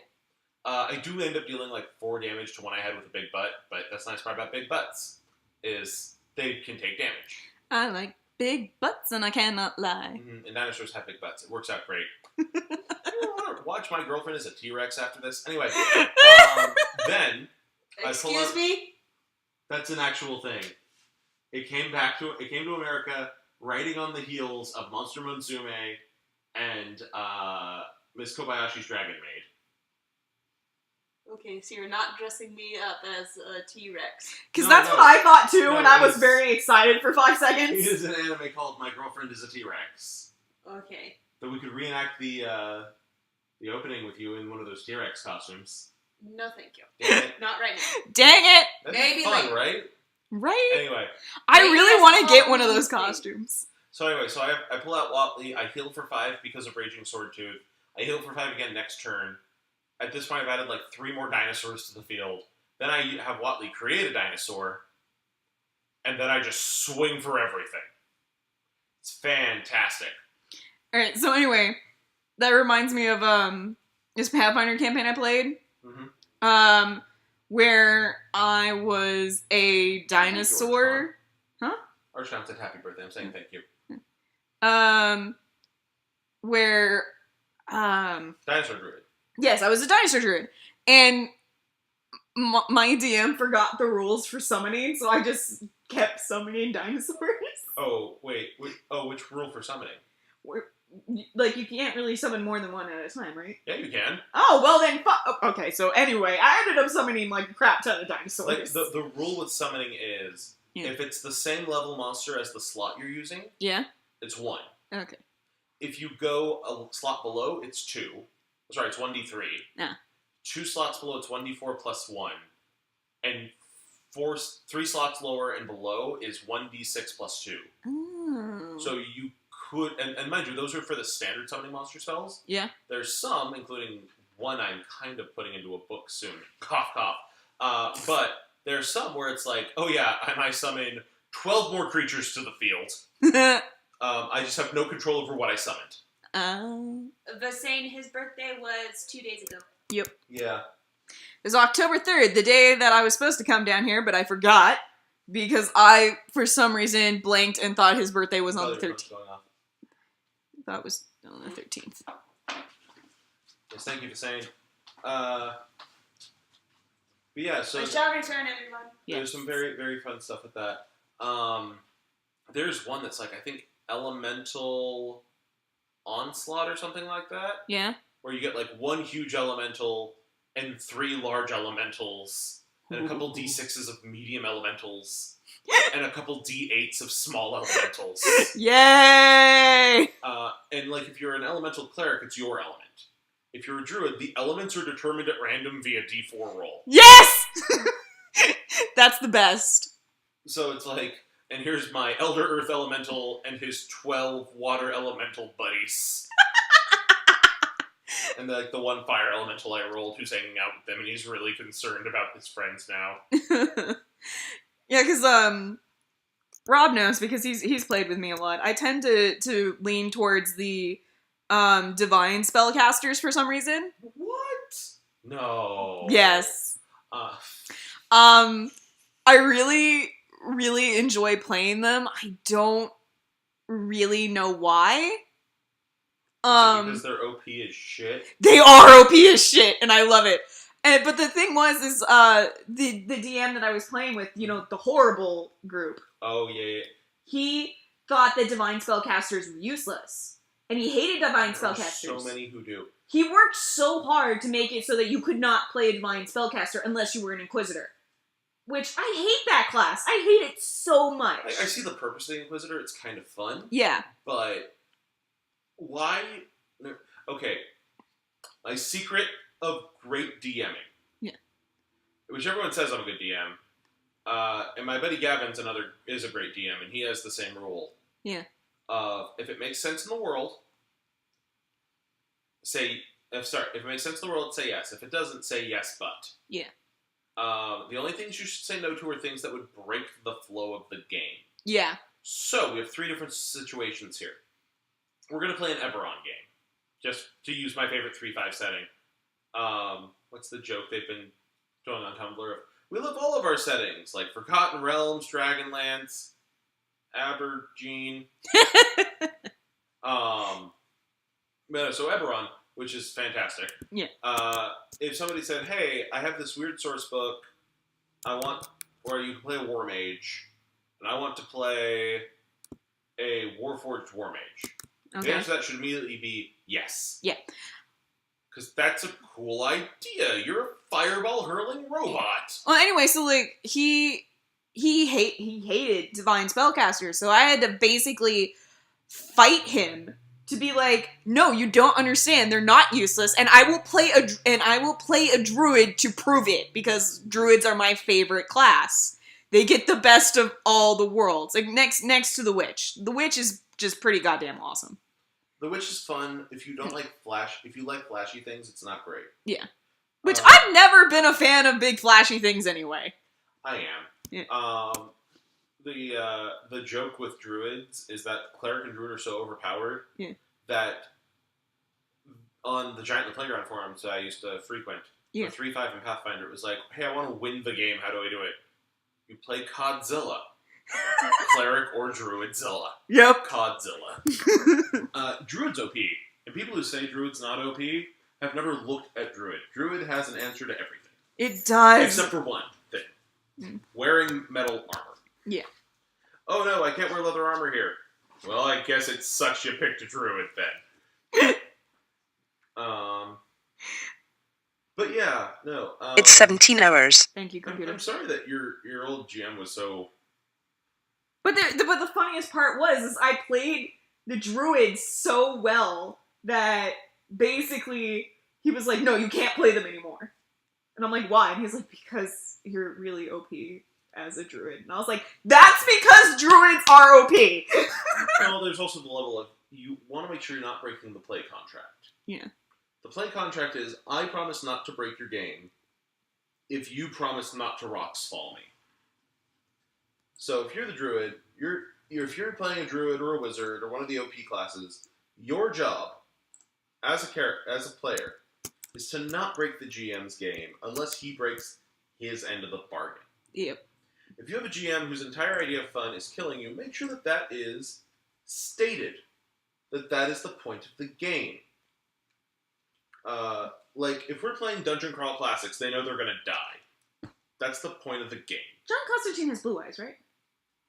I've never looked longingly into his eyes. God damn it. You guys are not at all helpful. I mean, It's been a while since I saw the John Constantine TV show, so I'm not 100%. Somebody sure. look it up. That's what I'm doing. To answer you, Izzy. Hello, everybody. I'm back. Izzy, yes, we do things. We do things on Roll20. Yeah.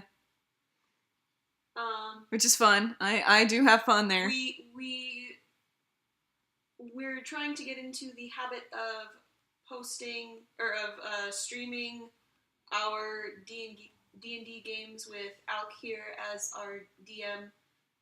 Red and I are in it, as is another one of our pals, Skippy. So, talk to Alch. Maybe he can have you join the game. Maybe not that one, but yeah. We have some other ones. Okay, zooming in on a picture of John Constantine.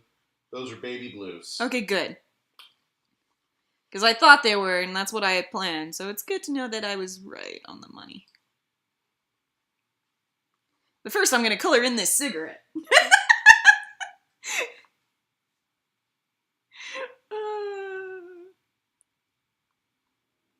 I think Red is enjoying himself. I'm always at least mildly enjoying myself. Unless my mom is around, and then I'm enjoying myself a lot less. Because it's not like I don't love my mother. I do. It's just sometimes she's not a lot of fun to be around. And it's probably just because she is, in fact, my mother.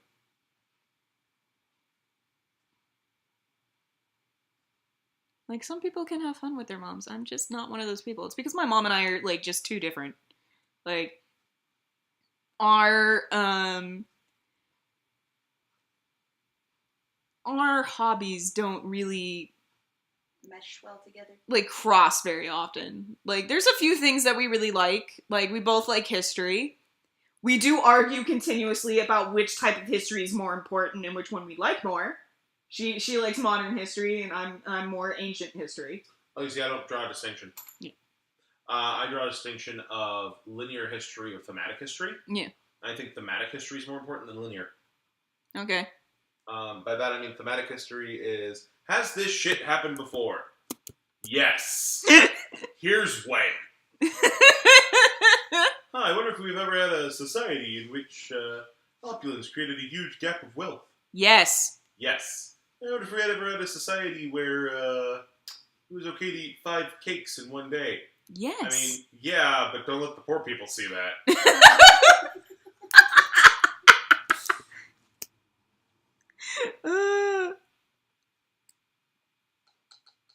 And here's the thing, I also hate the whole, history repeats itself. No, it doesn't. I mean, it does, it rhymes. Yeah, I mean, it does, but it doesn't. Because, like, it like, themes repeat. It rhymes. Yeah. That's what I mean. So, like, has this shit happened before? Has this exact situation happened in which this particular guy did this thing? No. No. Has a similar circumstance happened? Probably. Yeah. The patterns of history. Patterns! Yeah. Oh, I can't believe all these people are marching in the street over nothing. Well, I mean, I can, because I read a fucking history book at some point. Yeah. That works. Oh, why are they complaining so much? Yeah, that sounds like you're the guy they're marching against. That's what happens. But no, it's not. Yes, it is. Yeah, it is. Oh my goodness. My legs hurt so much. I've walked way too much today. And today's not even the day I do the mile preparation with the kiddos. 2 of them just moved away, which I'm kind of torn about. Yeah. Because one of the kids was, like, super duper smart, but was like, trying to subtly manipulate the less smart kids into doing bad things. That's not good. No. And it's basically having you look at it and go like, dude, stop that. Knock that off. Put away the fake death note while you're at it. I'm not joking. No, this is the same kid who got mad that I brought My Hero Academia into the room for them to read during reading time, but I couldn't get Tokyo Ghoul. Oh. It's like, y'all are 11? Tokyo Ghoul is about eating people? Y'all motherfuckers need All Might. Y'all motherfuckers need Jesus. No, I'm not allowed to bring that book in, even though some parents would totally be down for that. Oh, yeah, why am I not surprised? All this is reminding me of is, like, when I was 10 and in 5th grade, and my mom gave me that book on witchcraft, and I accidentally left it at school, and then the nurse somehow got it, and she called my mom all concerned, like, did you know your daughter had this book? And my mom's like, well, yeah, I bought it for her. I have a similar one. Like, the best part about it, though, is my mom was convinced that the reason she was so upset was because it had a picture of Artemis, like, with boobs showing. Like, she was so convinced that's what she was upset about. And then when the nurse was like, well, because there are spells and things about witches in here. And she's like, yeah, they were studying Salem witch trials. Duh. Okay, so on my level for that one. So My uncle... Wait, what just The happened? Zane said, OMG, lol, I'm done. Stick a fork in me, turn the oven off, I'm done. The All Might line killed me. Turn the over. I was really hoping he said turn the oven off. The Owen off. Owen, shut up. Okay. No. So we get to Owen. I'm like 13 years old at this point. Yeah. I want to say at this point Goblet of Fire just came out. Oh, yeah. I had been reading the Legend of Drizzt books, and I have birthday money. So Mom takes me to B. Dalton, back when B. Dalton was a thing. I miss B. Dalton. I miss you, B. Dalton. I miss you so goddamn much. Come back. So we go to B. Dalton. I think we, like, split it between B. Dalton and Walden's. Yeah. Because I had, like, gift cards. And we walk out with Goblet of Fire, the 3-5 Player's Handbook. No, that's not true. 3-5 Psionics Handbook. And the 3-5... I want to say it was one of the monster books that wasn't the Monster Manual or the Fiend Folio. Okay. But I want to say it was one of the smaller ones. Like, it's one of them. I can't remember which one. I know I'll look at my shelf later and see it. It's not important for the story. That part's not important. Yeah. But anyway, I have 2 D&D books and a Harry Potter book and a bunch of manga. Because fucking weed. Anyway, so... I love you. So one of the people from church saw us. And then at the next bunco meeting, my mom gets, like, confronted about this. Like, how could you let your child play Dungeons and Dragons and read Harry Potter? Right? She went, as she's sitting at a bunco table, which, just so you know, bunco is a bunch of screaming middle-aged women rolling dice, eating snacks, and drinking wine. She said, it's a bunch of middle school boys sitting around my table eating snacks and drinking Mountain Dew. There's not much difference from what we're doing right now. And they go, but aren't you worried about the witchcraft? And she immediately just tears into this woman and goes, look, when he kills the cat and rides her on a broomstick, I could say you fucking told me so.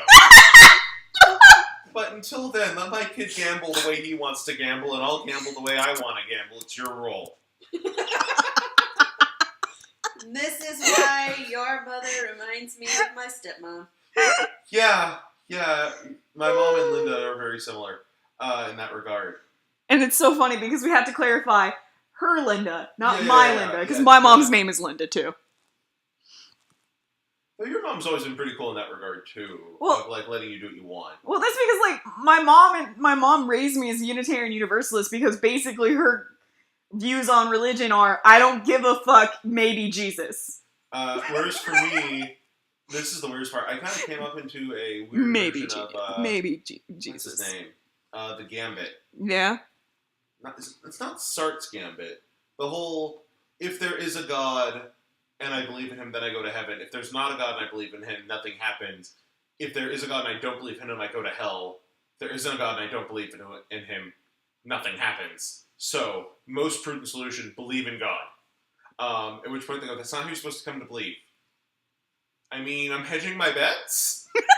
And then I actually start reading the damn book, realize that the church I grew up in was like a step removed from a doomsday cult. Yeah, they were. And then I came to my own conclusions in college that it's like, I'm either an optimistic nihilist or a by-the-book Christian. And those both result in the same thing of just be nice to people and stop being a dick. At which point they went like, well, why are you so nice to people? I go, because it's the right thing to do. Because God tells you to. No. I mean, he does, but I mean, it's kind of the same thing as like, why do you stop at a stop sign? You don't do it because there might be a cop around the corner. You do it because you know if you follow the rules and those guys follow the rules, your car doesn't get wrecked. If I follow the rules and they follow the rules, oh look, society's better. But if you don't have God, how do you make sure you won't do drugs or rape people? Well, I guess I'm on my own there. I will do the amount of drugs and rape I always wanted, which is 0 rape and minimal drugs. It's like, well, what if there is nothing? Then we're all we have, and we have to make things better. But what if there is God? Then he told us to make things better, so fuck it. Same answer. And, like, a lot of people get mad at that. It's like, no, because you're looking at it this way. My team needs a healer. Well, should I go Zenyatta or should I go Mercy? You should have picked Mercy! I mean, that's the Christian answer. But there's also the other answer of the one who heals. Right? Soldier counts too. You'd be surprised the things people ask when you give them anything that's not, I'm afraid of God all the time. Right? Like, yeah, it's not just how can people ask how much rape and how much drugs do you want? Like, this is a weird time to ask me that. I'll reiterate, I would like a McFlurry, a McDouble, and a 10-piece McNugget. Thank you. Oh my god. But no, like, they go like, well, how what's to stop you from robbing a bank? Effort? I mean, if I'm going to put that much effort into something, I might as well just start a YouTube channel. Nah. Same amount of startup cost, a gun and a camera, about the same price. YouTube channel seems like a more decent revenue stream. Robbing a bank, you only get to do that like once, maybe 4 times before a guy in leather shows up, punches you in the face, and runs you over with his bat-themed car. So, didn't expect 2 Batman jokes in the same street, did you? Ha ha! Yeah, effort is what stops me from robbing banks. That and my mom was a banker. And like that was one of the most terrifying days I had, was my mom calling me in tears because she just had a gun put to her head by a guy robbing the bank. He had pistol whipped poor little Georgia, this tiny Filipino grandma she worked with. Right? And like a lot of those women were just traumatized for months, including my mother. So it's like, why wouldn't I rob a bank? Because why would I want to cause that to somebody's mom or grandma or sister or brother or dad or to someone? Right? Why would I want to hurt somebody and cause them that pain? Because I have a thing called empathy. They go like, well, because people are naturally evil. Yeah, but you're not people, you're a person. And a person can feel empathy. You just have to listen to it enough that you can stand up and say, hey, people, stop being dicks. And yeah, sometimes they're going to go, hey, no, we like being dicks, and nail you to a tree. Or shoot you in the head. Or shoot you in the head in a slightly different way. But sometimes you're going to get to the point it's like, no, you know what? Screw it. And pharmacy tech. Apparently Izzy's a pharmacy tech. That's a good job. I almost went into medicine, and then I realized I hate bodily fluids. Now I work with children. I made a mistake along the way. I was about to say! There was a misstep in that. And that misstep was not having enough Twitch followers. Also, Red's the one streaming this, so sadly the follow alert doesn't work on Red's computer. It does not. Because T-Board doesn't quite work with Mac as well as it does with Windows or Linux. Yep. I'm not even going to argue it. It's just fact. But Yeah. I mean, it's easier to draw on my Mac. So. Oh shit! I saw something that worked really well on Mac though. Yeah. 2 things. One, the Magic System program I used last week has a Mac version, Nice. and it's free. Nice. I have hiccups now. I ate too much pizza, too much soda, and I got excited about Macintosh programs that aren't shit because I want to help Red do Red things. Maybe some blue things and some green things and some black things, some white things. There's some multicolored. Okay, we understand my name is a pun and also a color that we can then pun off of. I think that's enough. Mikella? Point, Yellow. Yes. While you're up, can you give me a drink, please? Yes, I can. Thank you. Rob, can you plug in my computer for me, please? Would you fine. also like something cute? This is a group effort over here. Everything is a group effort. To be fair, I've gotten fairly far into this drawing for this stream. Well, we did start at, what, 3, and it's now, what, 5 or something? So 2 hours. Red, what would you like to drink? We Uh, have water, we have orange soda, we have Pepsi, we have... We don't have Pepsi, we have Coca-Cola. I Oh, want sorry, Coca-Cola. Can We I- have... Can I have orange soda, please? Yes, you can. Thank If we you. pick Coca-Cola, we can add some Jack to it. Okay, that's nice, and I kind of want Jack, but not right this second. Okay. Here, God. have a nice cup of Jack. God damn it, you know my weakness. Jack squat. Anyway, no. Mama, what would you like to drink? Huh. I didn't think that far ahead. Alright, well then you're getting whatever I give you. White Russian. Are you sure you want me to do that? Oh god, okay, so last time Mikella made me a White Russian. It was awful. Well, no, it wasn't awful, it was delicious. Yeah, I know, but it was like so because much. I told her to take a White Russian and add that to the blender and turn it into a milkshake. Yeah, and then it was too much alcohol. She used the blender's measuring thing to measure the alcohol because we didn't have a shot glass. In my defense, we didn't have measuring implements. We do now. We do now. Excuse me, I've been trying not to do that. Arch, do you want Jack in the box? Anyway, what was it, like 8 ounces of hard liquor by the end of it? Yes. Yeah. I still could have sworn you told me it was 12. I went blind for a while. I was. I'm not going to deny that. Very drunk. Oh my god, I just realized why my childhood friend's dad named their dog Jack. Well, oh. So we could tell Jack to get off of things. It was just Jack off. That sounds like something Rudy would do. That sounds about right. Yep. Do you want me to make you? No, just give me some Coke. The Saint is astonished by that, apparently. Well, not the kid. The dog was Jack. The kid was Keegan. You can't really tell somebody to go Keegan off. Well, maybe in, like, Irish. I don't know Irish well enough to say no. No. No? Alright, never mind. It's not an Irish thing. That's even worse, apparently. In Guelga, it's like basically when you're in Ireland and Scotland, the word to use is feck. Oh my god, oh my god, oh my god. Because it's the polite term for fuck. One of my students, not knowing that feck was the polite term for fuck, said, "No, Mr. Alch, I said he was a mother fecker. That's not bad." Yes, it is. That's technically worse. No, the worst one is one of the children. kids just discovered the word cunt Oh no. and decided to start calling any girl he's mad at that. No. But he found out that's a bad word. So now he's yelling cup, but stopping himself so it sounds like he's saying cunt. Oh It's no. like, wait, I'm not swearing though, why am I getting in trouble? Because we know you're trying to swear. Remember our no insulting rule?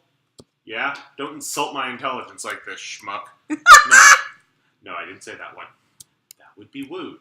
I wouldn't do that. Yes, I you would would. totally do that. The kids have learned at this point that Mr. Black gives very few fucks compared to most other teachers.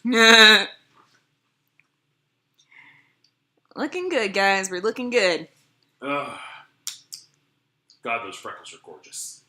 I'm looking at the stream. Oh, okay. Aren't they, though? I worked hard on those freckles. So hard on the freckles. Like, I have freckles, so I know when they are done wrong.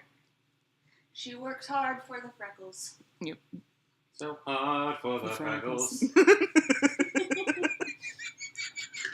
So you better treat her right. Oh, goodness. I got this, and then I got the blood to do, and then I'm done. For the day, at least? Yep. Great. That'll be the end of the stream. Because then all that I'll have left to do is the background stuff. Yeah, so, no, I did have one really nice thing, though. Yeah. So another one of my sailor mouth children has changed her tune. Still, more swears than a... What was it, Flogging Molly? The guys we went to go... Poxy Boggarts. Yes. More swears than a Poxy Boggarts concert with a side order of Ninja Sex Party. Oh dear. But it has changed from Mr. Alch, this is fucking bullshit, why are you giving us so much homework? To hi, Farm Landon. Apparently fire sent him. Or her? Somebody. I don't know your gender. I know you're a farm. Hello, welcome to the stream. I'm Red. I'm putting art in your face. Are you a Landon who lives on a farm? Or are you a quest telling me to go farm some Landons? Oh, Lord. God damn it, Lord. Help me. Anyway, moving on. She's changed her tune from Mr. Alch, this is fucking bullshit, Yeah. to yelling at the rest of the class, shut the fuck up already, I want to learn about Egypt. That sounds like me as a child. Teacher stories are the best. It's great when my mom gives me teacher stories because my mom's teacher stories always basically end with, and then I had to call campus security. That's where a lot of mine end too. I'm getting in trouble with campus security because I can't keep track of how many kids I've sent up there. Ah. And it's like, you're supposed to call the parents. It's like, dude, I forget half the day by the end of the day. Which is immediately followed by, but you can remember how every magic card interacts. Yeah, because that's important. Not how many times Child 24 stabbed Child 23. They have names. Fine, Child 24A. Oh my god. It's a self-farming Landon farm. Apparently. You should just start calling all of them AA, Ron. No, I had to fucking deal with that when I was a sub. Yeah. Everyone would start saying their names was AA Ron because of that sketch. I love that sketch. Fuck you, Key and Peele. Fuck you. That sketch is just so good, though. There was a little schmuck who tried to get me fired. Oh, yeah. Because I told the kid, Jake Wellen, I have a Jake Wellen. Jake Wellen? No, the thing that's baffling a lot of my students is that they have never had a teacher before say, I'm sorry, how do you want me to say your name? Aw. You're a good sort. It's like, what? Timothy. Like, how do you want me to say your name? What? How do you want me to say your name? I don't. This never came up. I just accepted whatever the teacher said. I was never that kid, and Poor Malika here. Especially, Oh, dear Lord. especially since like my last name was so hard, but my first name very easy. So growing up, I was always that person's like, if you don't get my last name, just call me by my first name. However, if they pronounce my last name wrong, I was always that kid that immediately was like, it's pronounced graph strum, like a graph and a guitar that you strum. Graph strum, not graph storm. The O comes before the R. There is one kid w's getting on me for that, but it's because he doesn't like my accent. Yeah. He's used to his grandfather's thick German accent saying his last name. Oh. So it's like, no, it's Van der Zanden. I go, okay, Mr. Van der Zanden. And he goes, why you roll the R? Because That's just Dutch. how I say R's. That's what R's do. They roll. Often down hills. I cannot roll my R's. The thing is, I can't trill my R's. Oh. I slur my R's because I'm Californian. Yeah. And we're all the descendants of a bunch of drunk Illinoisans pretending we're from the South. Oh god, So. it's true. Except for my ancestors who came in through Canada. What? Or Okay. the other ones that got pulled over from Sweden. My actual ancestors include French fugitives, Irish fugitives, German fugitives, Italian fugitives, and a Belgian who couldn't find work. Wow, you're a bunch of fugitives. And a Belgian who later evaded some speeding tickets. To be fair,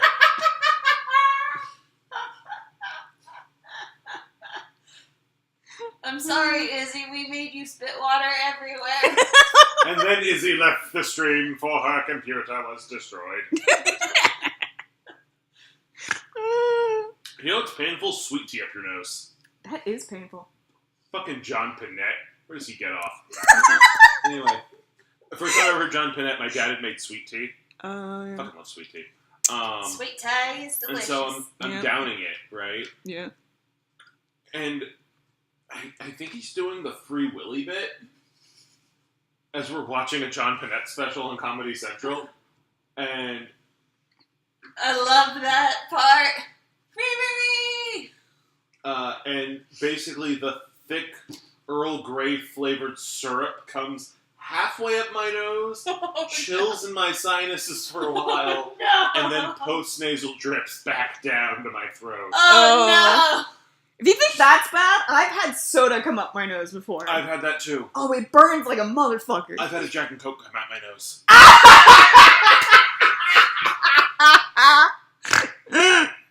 And then I peed blood. Due to unrelated reasons. Okay, so, things they don't teach you in sex ed time. If you have traditionally male genitalia, as opposed to contemporarily male genitalia, and you run... Here are the things that can cause you to bleed when you pee. Oh my god. UTI, obviously. Getting kicked in the junk. Running too much. This is the best conversation Not ever. running enough. Or... which is the scariest one to hear from your doctor. Doctor, why is it burning when I pee and why is blood coming out? Well, we ran the test, so... Something? The other one's terrifying, and only, like, Oh my people God. who've watched the Venture Brothers know this one, Yeah. is a torsion.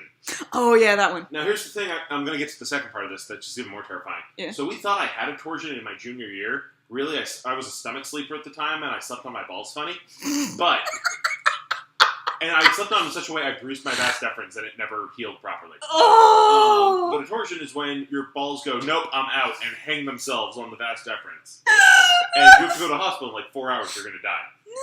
So, we're afraid this happened to me. The doctor tells me, no, you just pulled your vas deferens and bruised them. I go, oh. But, it's like the most terrifying thing because, like, with a uterus... You have a general idea of when horrible pain and bleeding are about to commence. Correct? Not always. Not true. always, but generally. Yeah. Because I could tell you a few stories about before this thing got regular.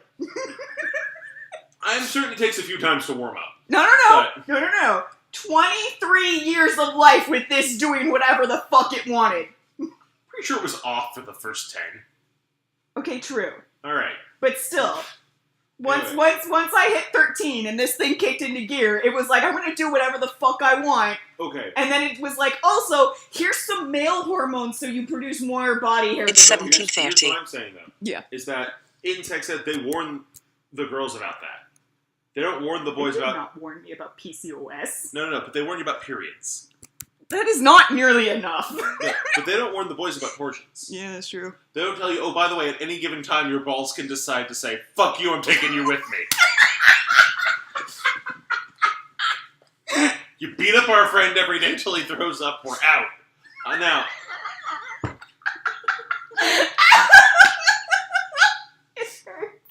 they need to warn you. Oh my god. But here's what I found that's even more terrifying. Oh my god. There's something worse than a testicular torsion. Yeah.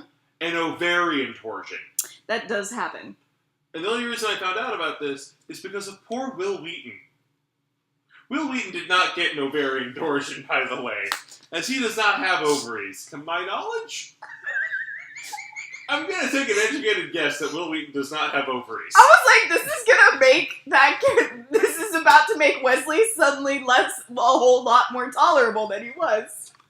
Will Wheaton's wife, and I only know this because of Will Wheaton's blog, had an ovarian torsion, and it was like the most terrifying 36 hours of their life. I feel for them.